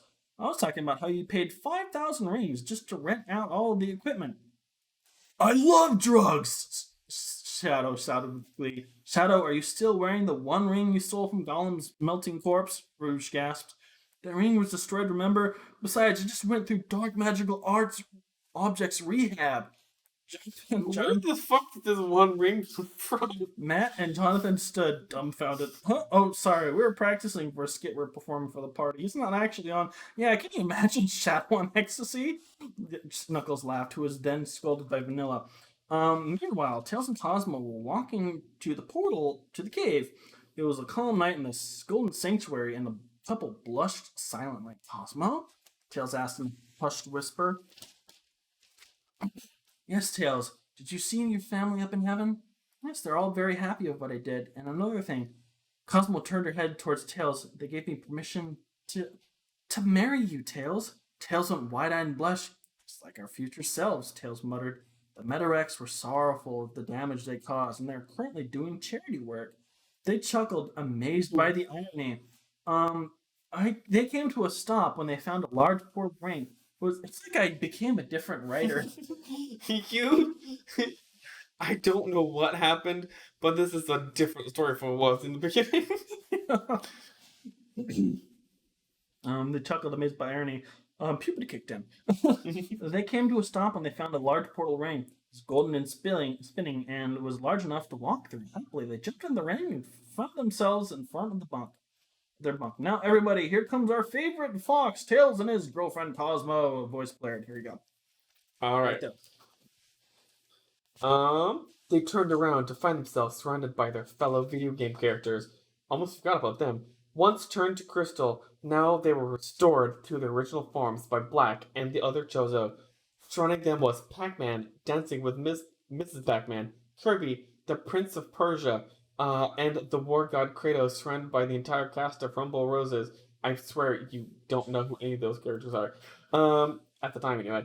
Rumble Roses, skimpy female wrestlers, and the entire female cast of Dead or Alive. Skimpy Street Fighters who once... Rumble Roses and Dead or Alive characters surrounding Kratos sounds exactly like something that would happen. Skimpy Street Fighters who once cast who once cast in an all-girl beach volleyball casino dating simulator wearing progressively small swimsuits. Ryu and Ken, Metal Sonic somehow revived, doing The Robot with Metal Amy, who he built himself, Beautiful Joe eating a cheeseburger, all of the gangsters and mafiosos from Grand Theft Auto playing dice and doing who knows what, Superman in his super briefs doing squats, and all of their friends from before, and of course, Matt was the DJ, controlling a jumbotron, several lights, fog machines, and security cameras, conveniently placed both above and below the dancers.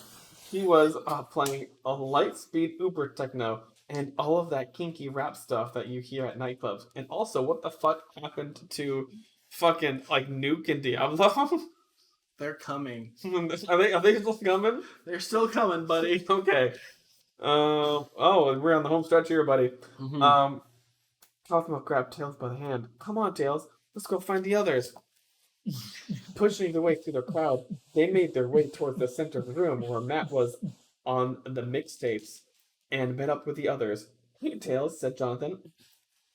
Jonathan was standing behind a table with several sodas, no alcohol, and a large platter of diced potatoes with ham and cheese. Hell yeah. Never got that recipe. Hey, Tails replied, I'm making my famous cheesy potatoes. Damn, Thanks. those cheesy potatoes were my childhood, man. Man, they're so good. Oh my god. We might have a recipe somewhere. Thanks, I might try them later. Tails and Cosmo found a seat on the stairs to the Jumbotron behind the turntables and snuggled. Hey, buddy, shouted Sonic, running up to the Jumbotron, suddenly leaving his breakdancing circle. Hey, Sonic, Tails replied. Great job, pal. We were all watching. I know, Tails replied, blushing. I noticed the spy cam. Sonic! Amy shouted in a sing-song voice. Let's dance together! Amy looked absolutely stunning. She was wearing a red bikini top and a short white skirt, unable to refuse. Unable to refuse, Sonic waved goodbye to Tails and Cosmo and went off to dance with Amy. Cosmo rested her head on Tails' shoulder. Cosmo? Tails asked. Yes, Tails? When you sacrificed yourself, you served our purpose to stop the Metarax and scatter the seeds of your clan. If you were happy then, why were you sad after you died? Cosmo smiled. Because I loved you so much, I couldn't stand to see that you sad. I didn't realize how much I miss you. Fucking obvious, bro. Tails kissed Cosmo's head and stroked her shoulder. I love you, Tails, said Cosmo. I love you too, Cosmo, said Tails. Behind them, all the future characters were chatting. Remember when we were like that, Cosmo? Future Tails laughed. Yes, those are good times, Future Cosmo replied. He still doesn't know what the ring does, Future Shadow said, suddenly serious. What does it do? Future Amy asked in confusion. It locks the hidden power in one's soul, Future Tikal answered. Like what? It allows you to call upon the powers of the long-lost Dream Emeralds. With just the ring, you can project your imagination, but when used with the Ring of Adam and the Dream Necklace, it allows to merge with the Chaos Star itself, Future Tails explained, because it made me a perfect light form like Shadow. I now share his dark appearance, but that transformation did not change who I am on the inside. So he became Goth. Who is this? Tails became dark. Oh, Future Tails is He dark? got chaos energy. Okay, but it hasn't happened to current Tails yet. Yeah.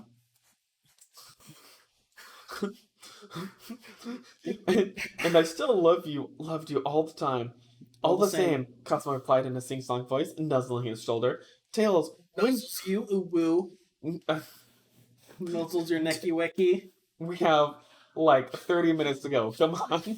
And Tails, when did I tell him, Tails, when did I tell them what it does? Future Sonic asked. You don't. If you do, my past self will be corrupted. The only one who can is a Chaos's grandfather. Speaking of which, how exactly does rock plus wind equal water? Future Rouge asked in confusion. Elemental spirits cannot reproduce like we do. However, they can create a child from their surroundings. So, being from Mars, the only things Terra could use were rocks and wind. Got it. Speaking of strange births, Future Sonic laughed. Aren't echidnas one of the only mammals who lay eggs? Also, they have full penises. Fun fact. Mm-hmm. All who got like 3 hours into this. Future Sonic. Imagine that in hentai. Future... Gonna blow my 4 chicks at once, dude. Bro. Knuckles is the man. Okay, future Knuckles steamed. Cool. Why you little... Calm down, honey, Tikal said in a soothing voice. What does it matter? Sonic just isn't used to mammals laying eggs, that's all. We don't lay eggs. Those were just our ancient ancestors. Meanwhile, President Rouge and Tikal were waiting in line for some more cheesy potatoes. So, Tikal, how are things going with Knuckles? Oh, they've been just wonderful. He says that Chaos's mother and father can give me another body. That's wonderful, just like Matt said. Rat-a-tat! Uh, Rat-a-tat! Whiz, fizz! It's them, Tikal shouted with joy. Smiling, the two spirits held up a crystal shining brightly. For me? Tikal asked, placing her hand on her chest, gesturing. Doom nodded. Tikal grasped the jewel, and in a swirl of blue and purple mist, breathed for the first time in 1,000 years. Tikal! Knuckles shouted. Knuckles ran towards Tikal, grasped her in open arms, and for some reason the air was still, thick like a heavy blanket. Time almost froze. Look at me. Alright. Tikal, Knuckles whispered, stroking her chills gently. This is the first time I've ever touched you. Ooh, that's nice. Tikal kissed Knuckles passionately but slowly, cradling his head in her hands. The music faded and everybody watched silently. Let's hear it for Tikal and Knuckles, Matt screamed. The crowd roared and suddenly Bokun popped out of nowhere. Suck it off and scream! All were silent. It's true. Behind his locket. Kim replied. This was both shocking and confusing for the crowd. Earlier, Cream shouted that he loved Tails. Let's hear it for the unexpected love confessions! The crowd roared once again. The music played. Shadow and Rouge started freaking. For some reason, everybody found a partner. 10 partners for Prince and Kratos started dancing. So apparently, Prince and Kratos are on some kind of poontang duel. Prince of Persia must have plenty of prime bitches at his disposal, so I think it'll be an even match. It was early in the morning, and Sonic was alone. Amy had disappeared the previous night when the party ended. Wake up. Sonic lowered his head with Monk below him and shook Matt. What is it? I lost Amy last night. She isn't back yet. Matt nodded to Jonathan. Oh, what a beautiful morning! Oh, what a beautiful day! Jonathan screamed, showing no sense of key in his horrible song. That's how he used to wake us up on our charity trip. What's he doing? Phil screamed. This is how he wakes us up, yelled Matt. Get up, rise and shine. Amy's missing, Chaos, and whatever your parents are. Front and center, I need a portal to Terrace Place. The family stumbled to the floor and started summoning at once. Tails, we need those plasma emeralds. Future Tails walked up to Jonathan and patted him on. The shoulder, I'm assuming. I'll take over from here, Jonathan. Shadow, your necklace. Shadow was playing Shadow the Hedgehog on his dream necklace. God, why would he play that? His own game. It sucks. Nat stole this necklace from Shadow and handed it to Future Tails. Tails ran up with the emeralds and dropped them next to Chaos. Sir, I have prepared the power suits for everybody, Black said with a bow. Good. Psh. Suddenly, the Chaos Emeralds started spinning, and the green portal made of pure crystal plasma appeared in the clear wall of the pyramid. Yeah, dude, let's go to Mars, said Magic Man with glee. Mamma mia, get at the portal, said Mario. The suits will fit to you as you enter the portal. Wah, shouted Pac-Man. It here says in brackets. Wah, shouted Mrs. Pac-Man. All were excited, all were happy. But nothing could prepare them for the horror that should befall them all. All the hopes and dreams of every single creature in the entire universe was with them now. The fate of those creatures was with the one that had stood by our hero's side, the one that had seen the love of his life sacrificed, destroyed by his own hand, the one who was the kindest and purest heart the universe had ever known, the one whose sheer intelligence was matched, but only by his worst enemy. That one was Tails. Final stage, beyond legendary.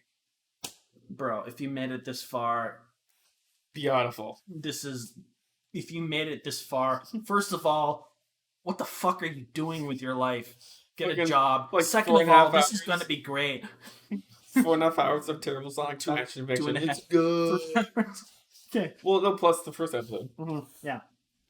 People, Future Tail said, some of you are not ready to witness what you were about to see. We're about to be teleported to the largest mountain in the entire solar system. The vertigo is enough to kill a man.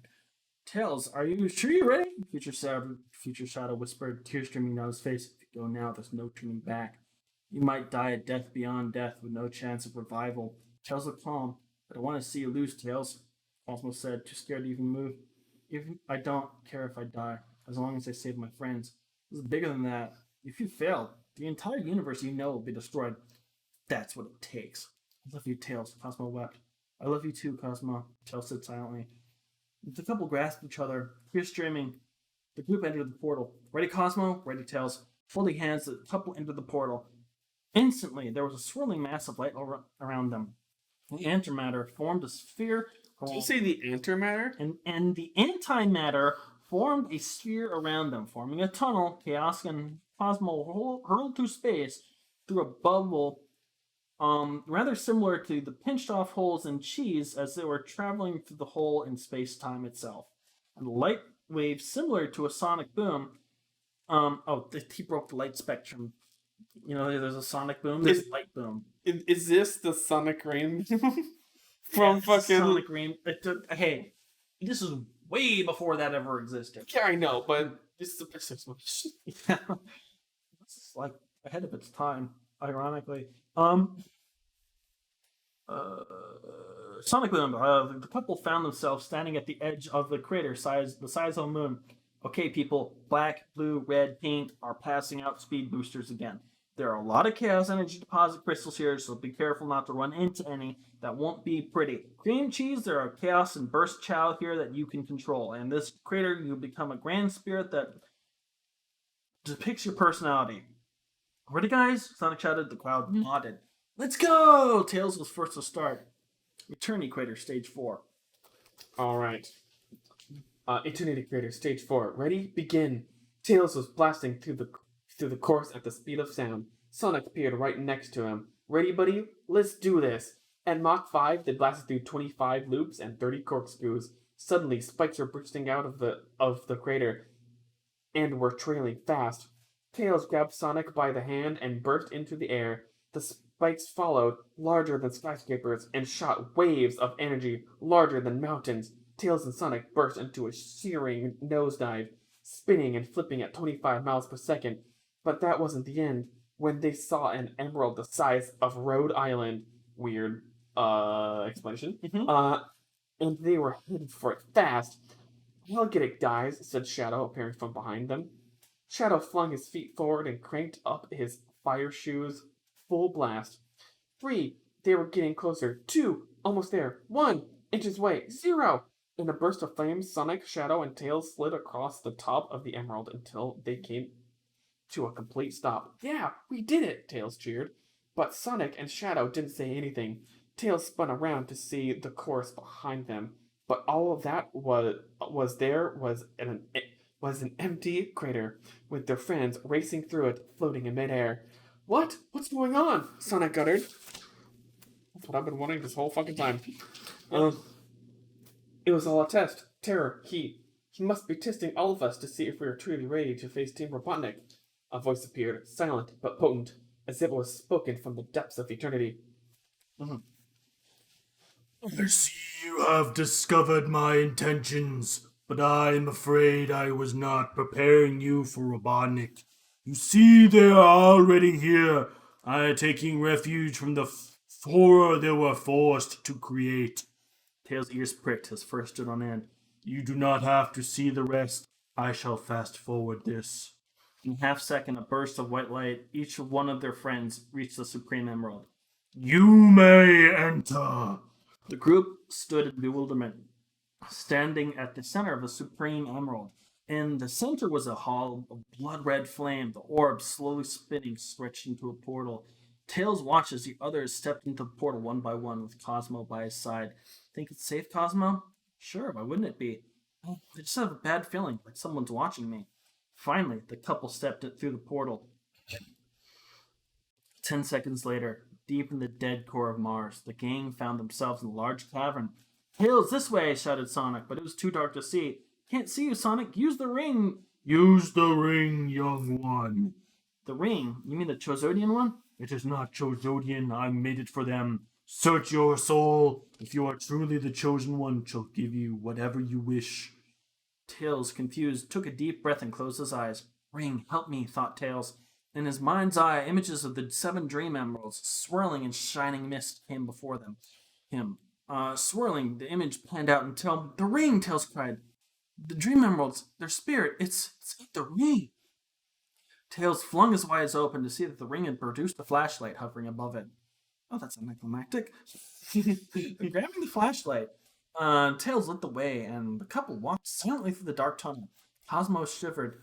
It scared Tails. After Tails- all of this, it just being use the flashlight. Yep, that's the power. That does whatever he wants. Tails put his arm around Cosmo and kissed her head. It's okay, Cosmo. I've got this covered.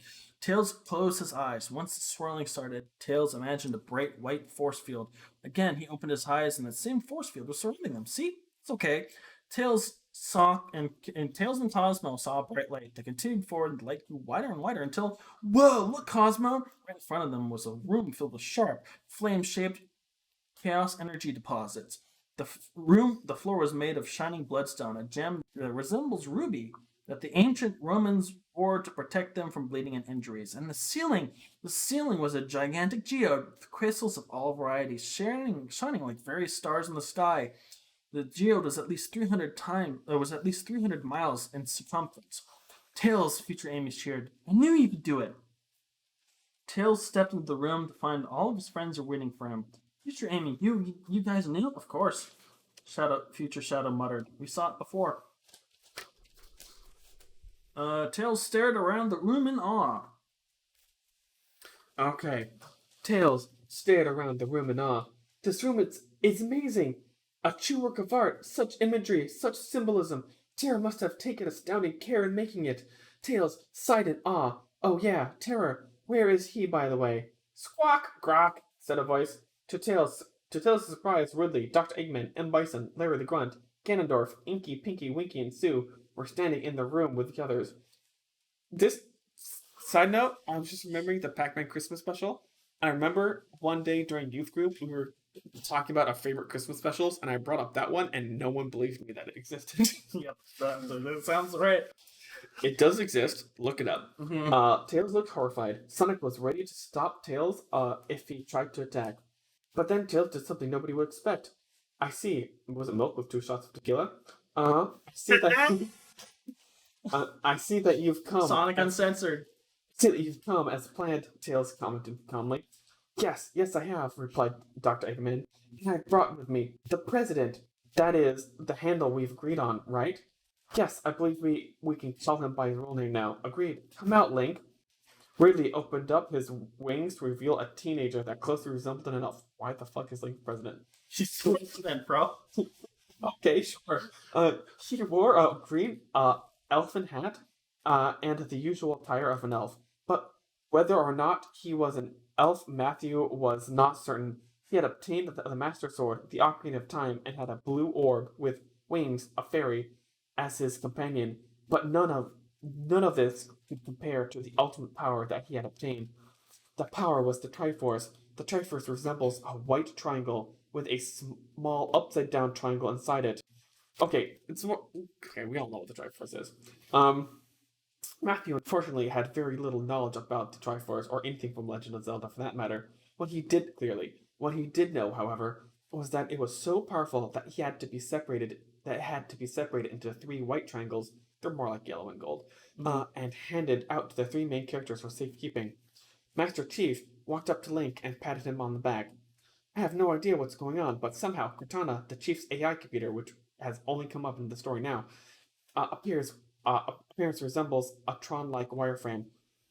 Told me that you went through great lengths to obtain the Triforce, whatever that means. But anyways, good job, kid. The Master Chief led Zelda to the center of the room and bade him to speak. After deep thought, Link spoke. He spoke? Wow. He must have gotten some serious power from that Triforce, man. Visionary. What? Yeah, so it's like this. Tails and I met online, and together we researched everything, and about this whole ordeal. So we contacted our arch enemies. Tails jumped in. A risky move, but as it turns out, they had been as afraid as we were. Now Eggman jumped in, so we secretly agreed that as long as we helped Link, we would forget that we were enemies and try to create the ultimate soldier to protect whoever it was to fight Diablo and Nuke in battle. And Tails would give us medication to prevent anything harmful that the two demons could do to us on the inside. Suddenly, there was dead silence. But then, we found out that Diablo can control minds. While we were in the convention, Nuke and Diablo took us by storm. He froze everyone but us in X-ray crystal. Thankfully, the pills also worked against mind control, so we played along with them, pretending to be controlled, while all the while trying to save the others who were frozen, and that's why we're here. The others stood in shock. Tails, why didn't you tell us? Sonic asked in confusion. I didn't have enough supplies to make any more medication, so if I told you before the battle's complete, Diablo and Nuke could easily find out about our operation before it was finished. That actually makes sense. Congratulations, mate. Enough! I can tell them. Oh, give me. Alright.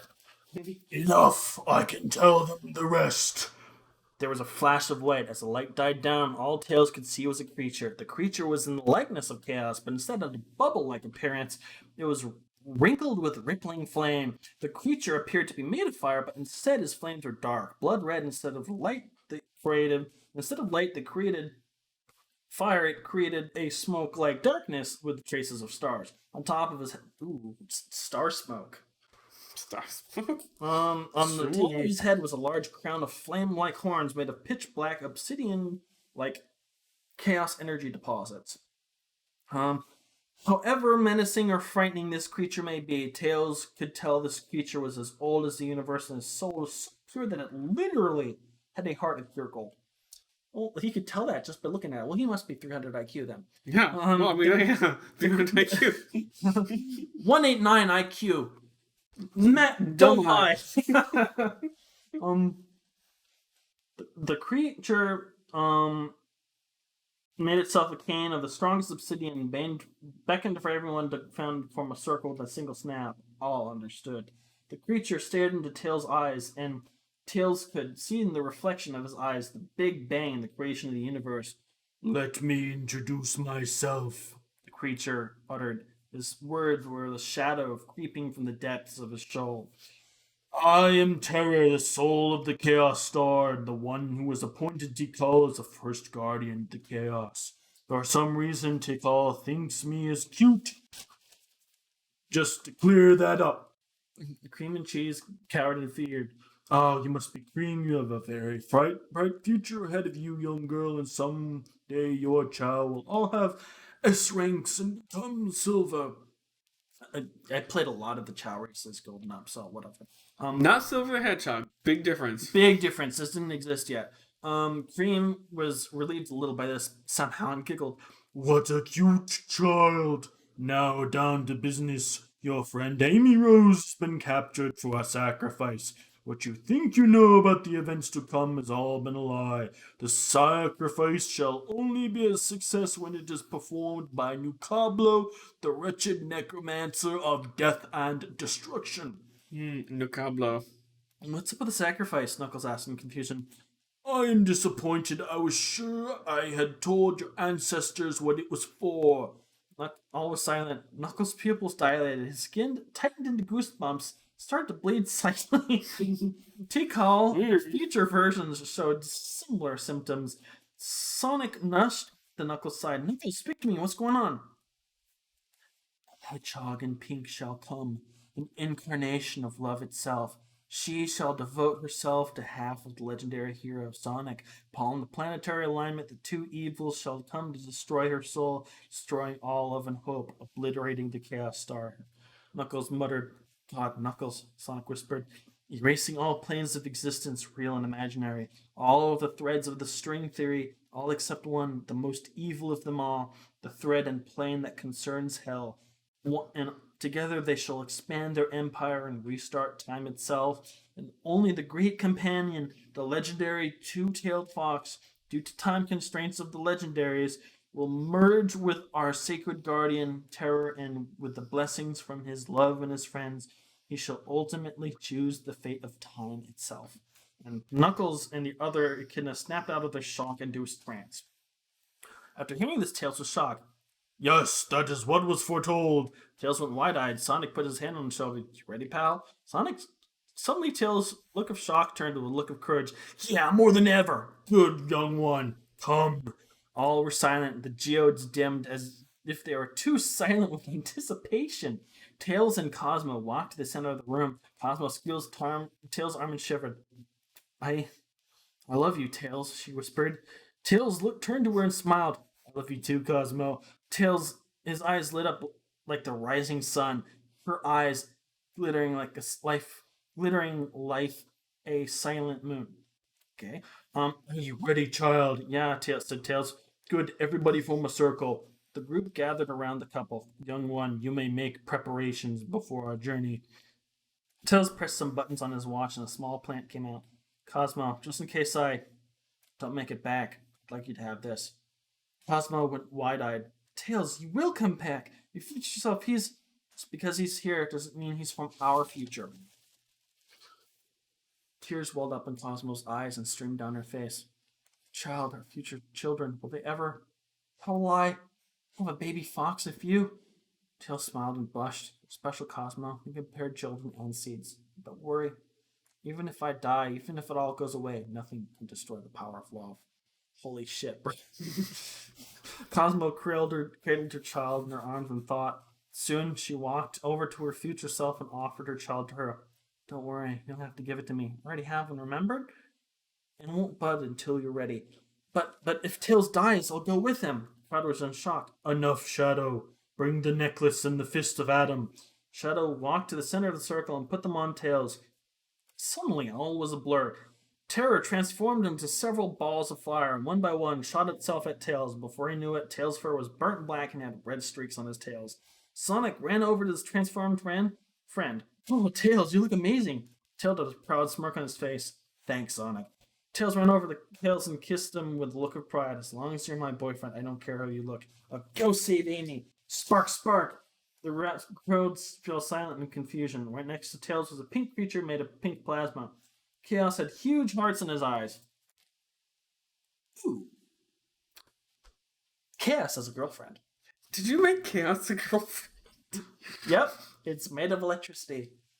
She's pink. I don't know what her name is. Say hello to Egg Soldier 1.0. Eggman bellowed. I never thought I'd say this, but thanks, Eggman. See ya. And with that, Tails made himself a nifty fire portal and left. Extra stage, New Cablo. Ready, begin. It was time. As Tails and his pink companion flew through hyperspace, Tails reflected upon his love and his friends. Is this the last time I'll ever see Cosmo, he thought? Is this the end for me, for all of us, for the universe? Am I the one? Tails closed his eyes and imagined a shield, glowing in sparking positronic light.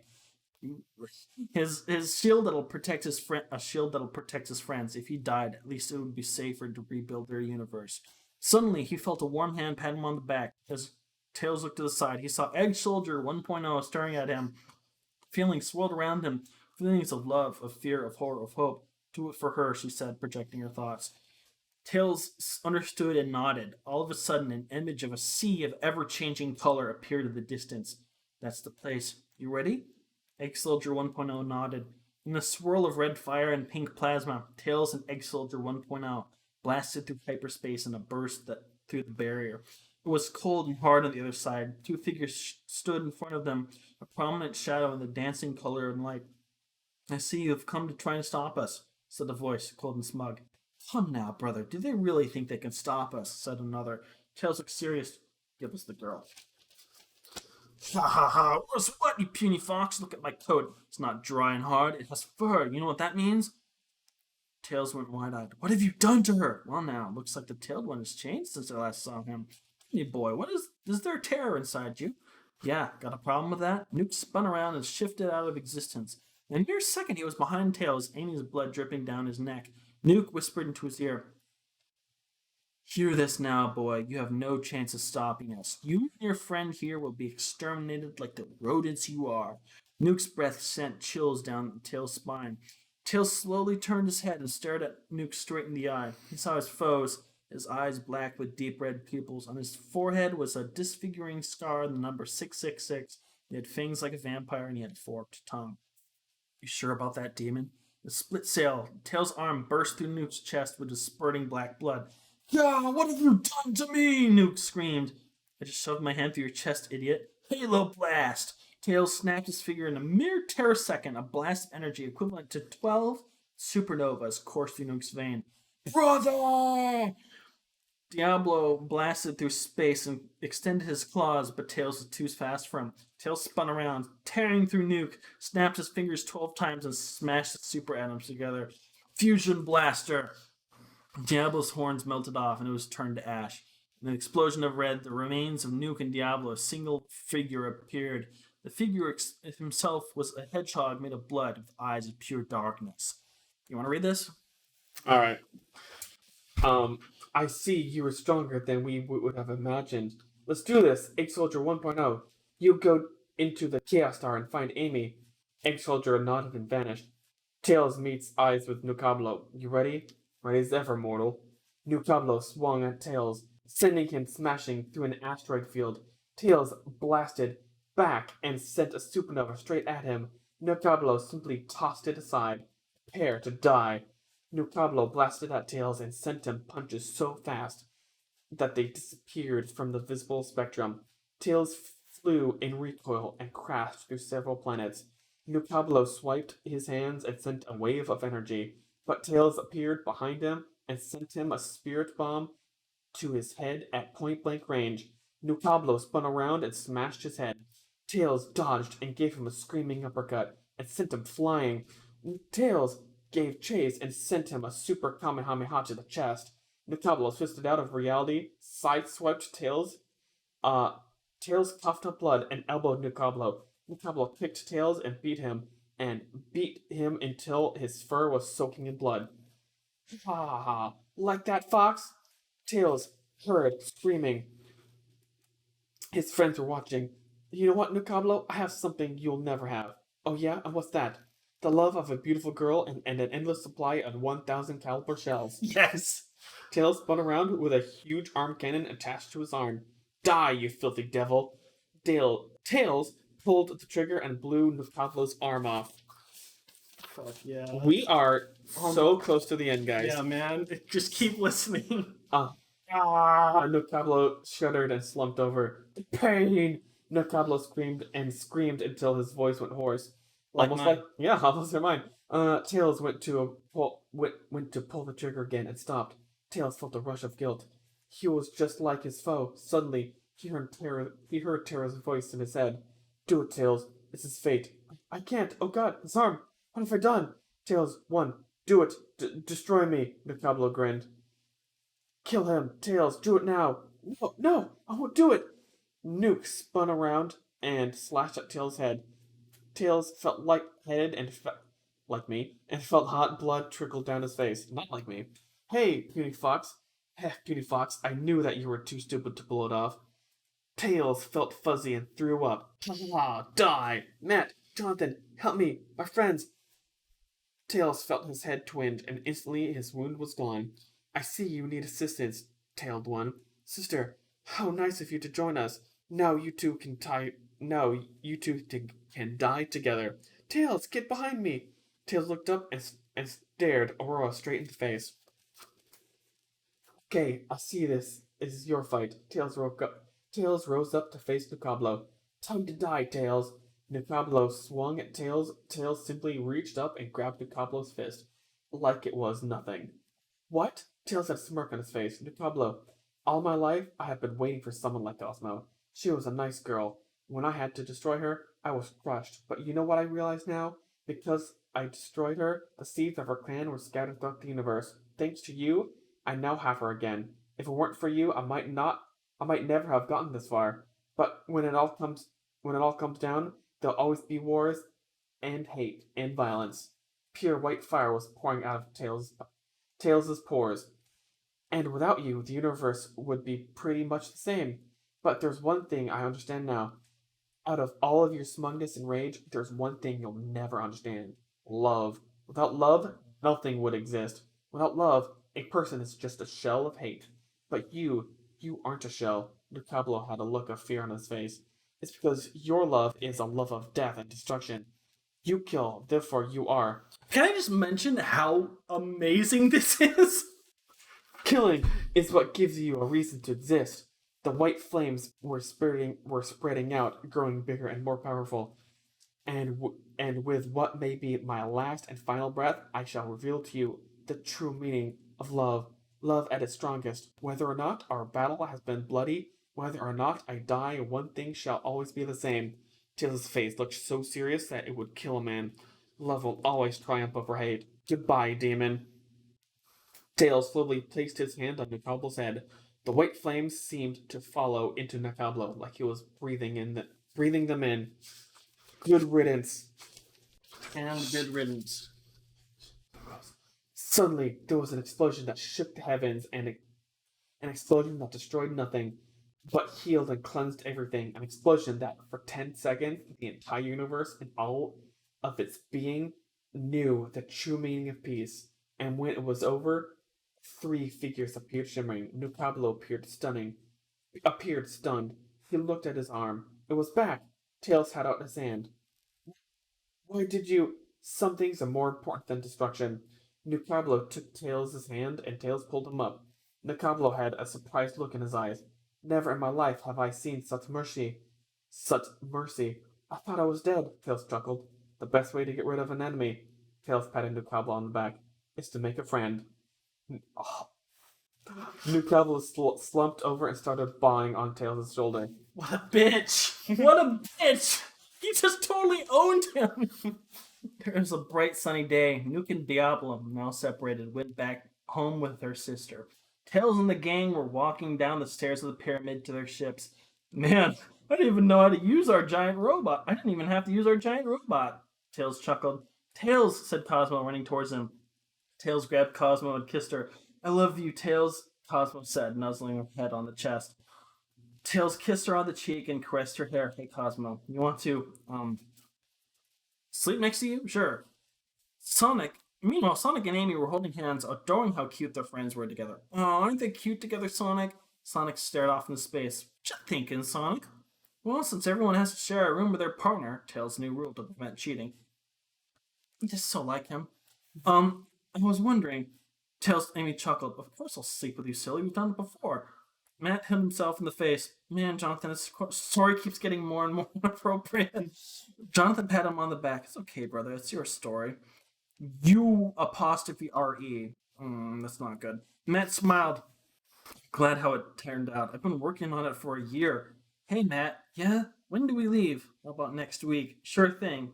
Hey, guys. Eggman's kidnapped the president, yelled Mega Man. What? It'll send the Union? Let's get going. What have we got to lose? Sonic said on the late, and with that, they went off into another exciting adventure. Epilogue, Nuke and Diablo were finally accepted as true gods. Future Rouge and Shadow opened up the world's first space museum in the space colony Ark to show respect for its creator. Future Tales was accepted into the Institution of Medical Science. Future Cosmo worked as an advocate for the world's rainforests. Future Sonic kept on running. Amy and her children kept on chasing him. Knuckles worked as a professional treasure hunter and made Angel Island National Park. Tikal created the world's first chow supply company. Matt went on writing stories. Jonathan went on teaching him. Eggman finally got his own empire. Metal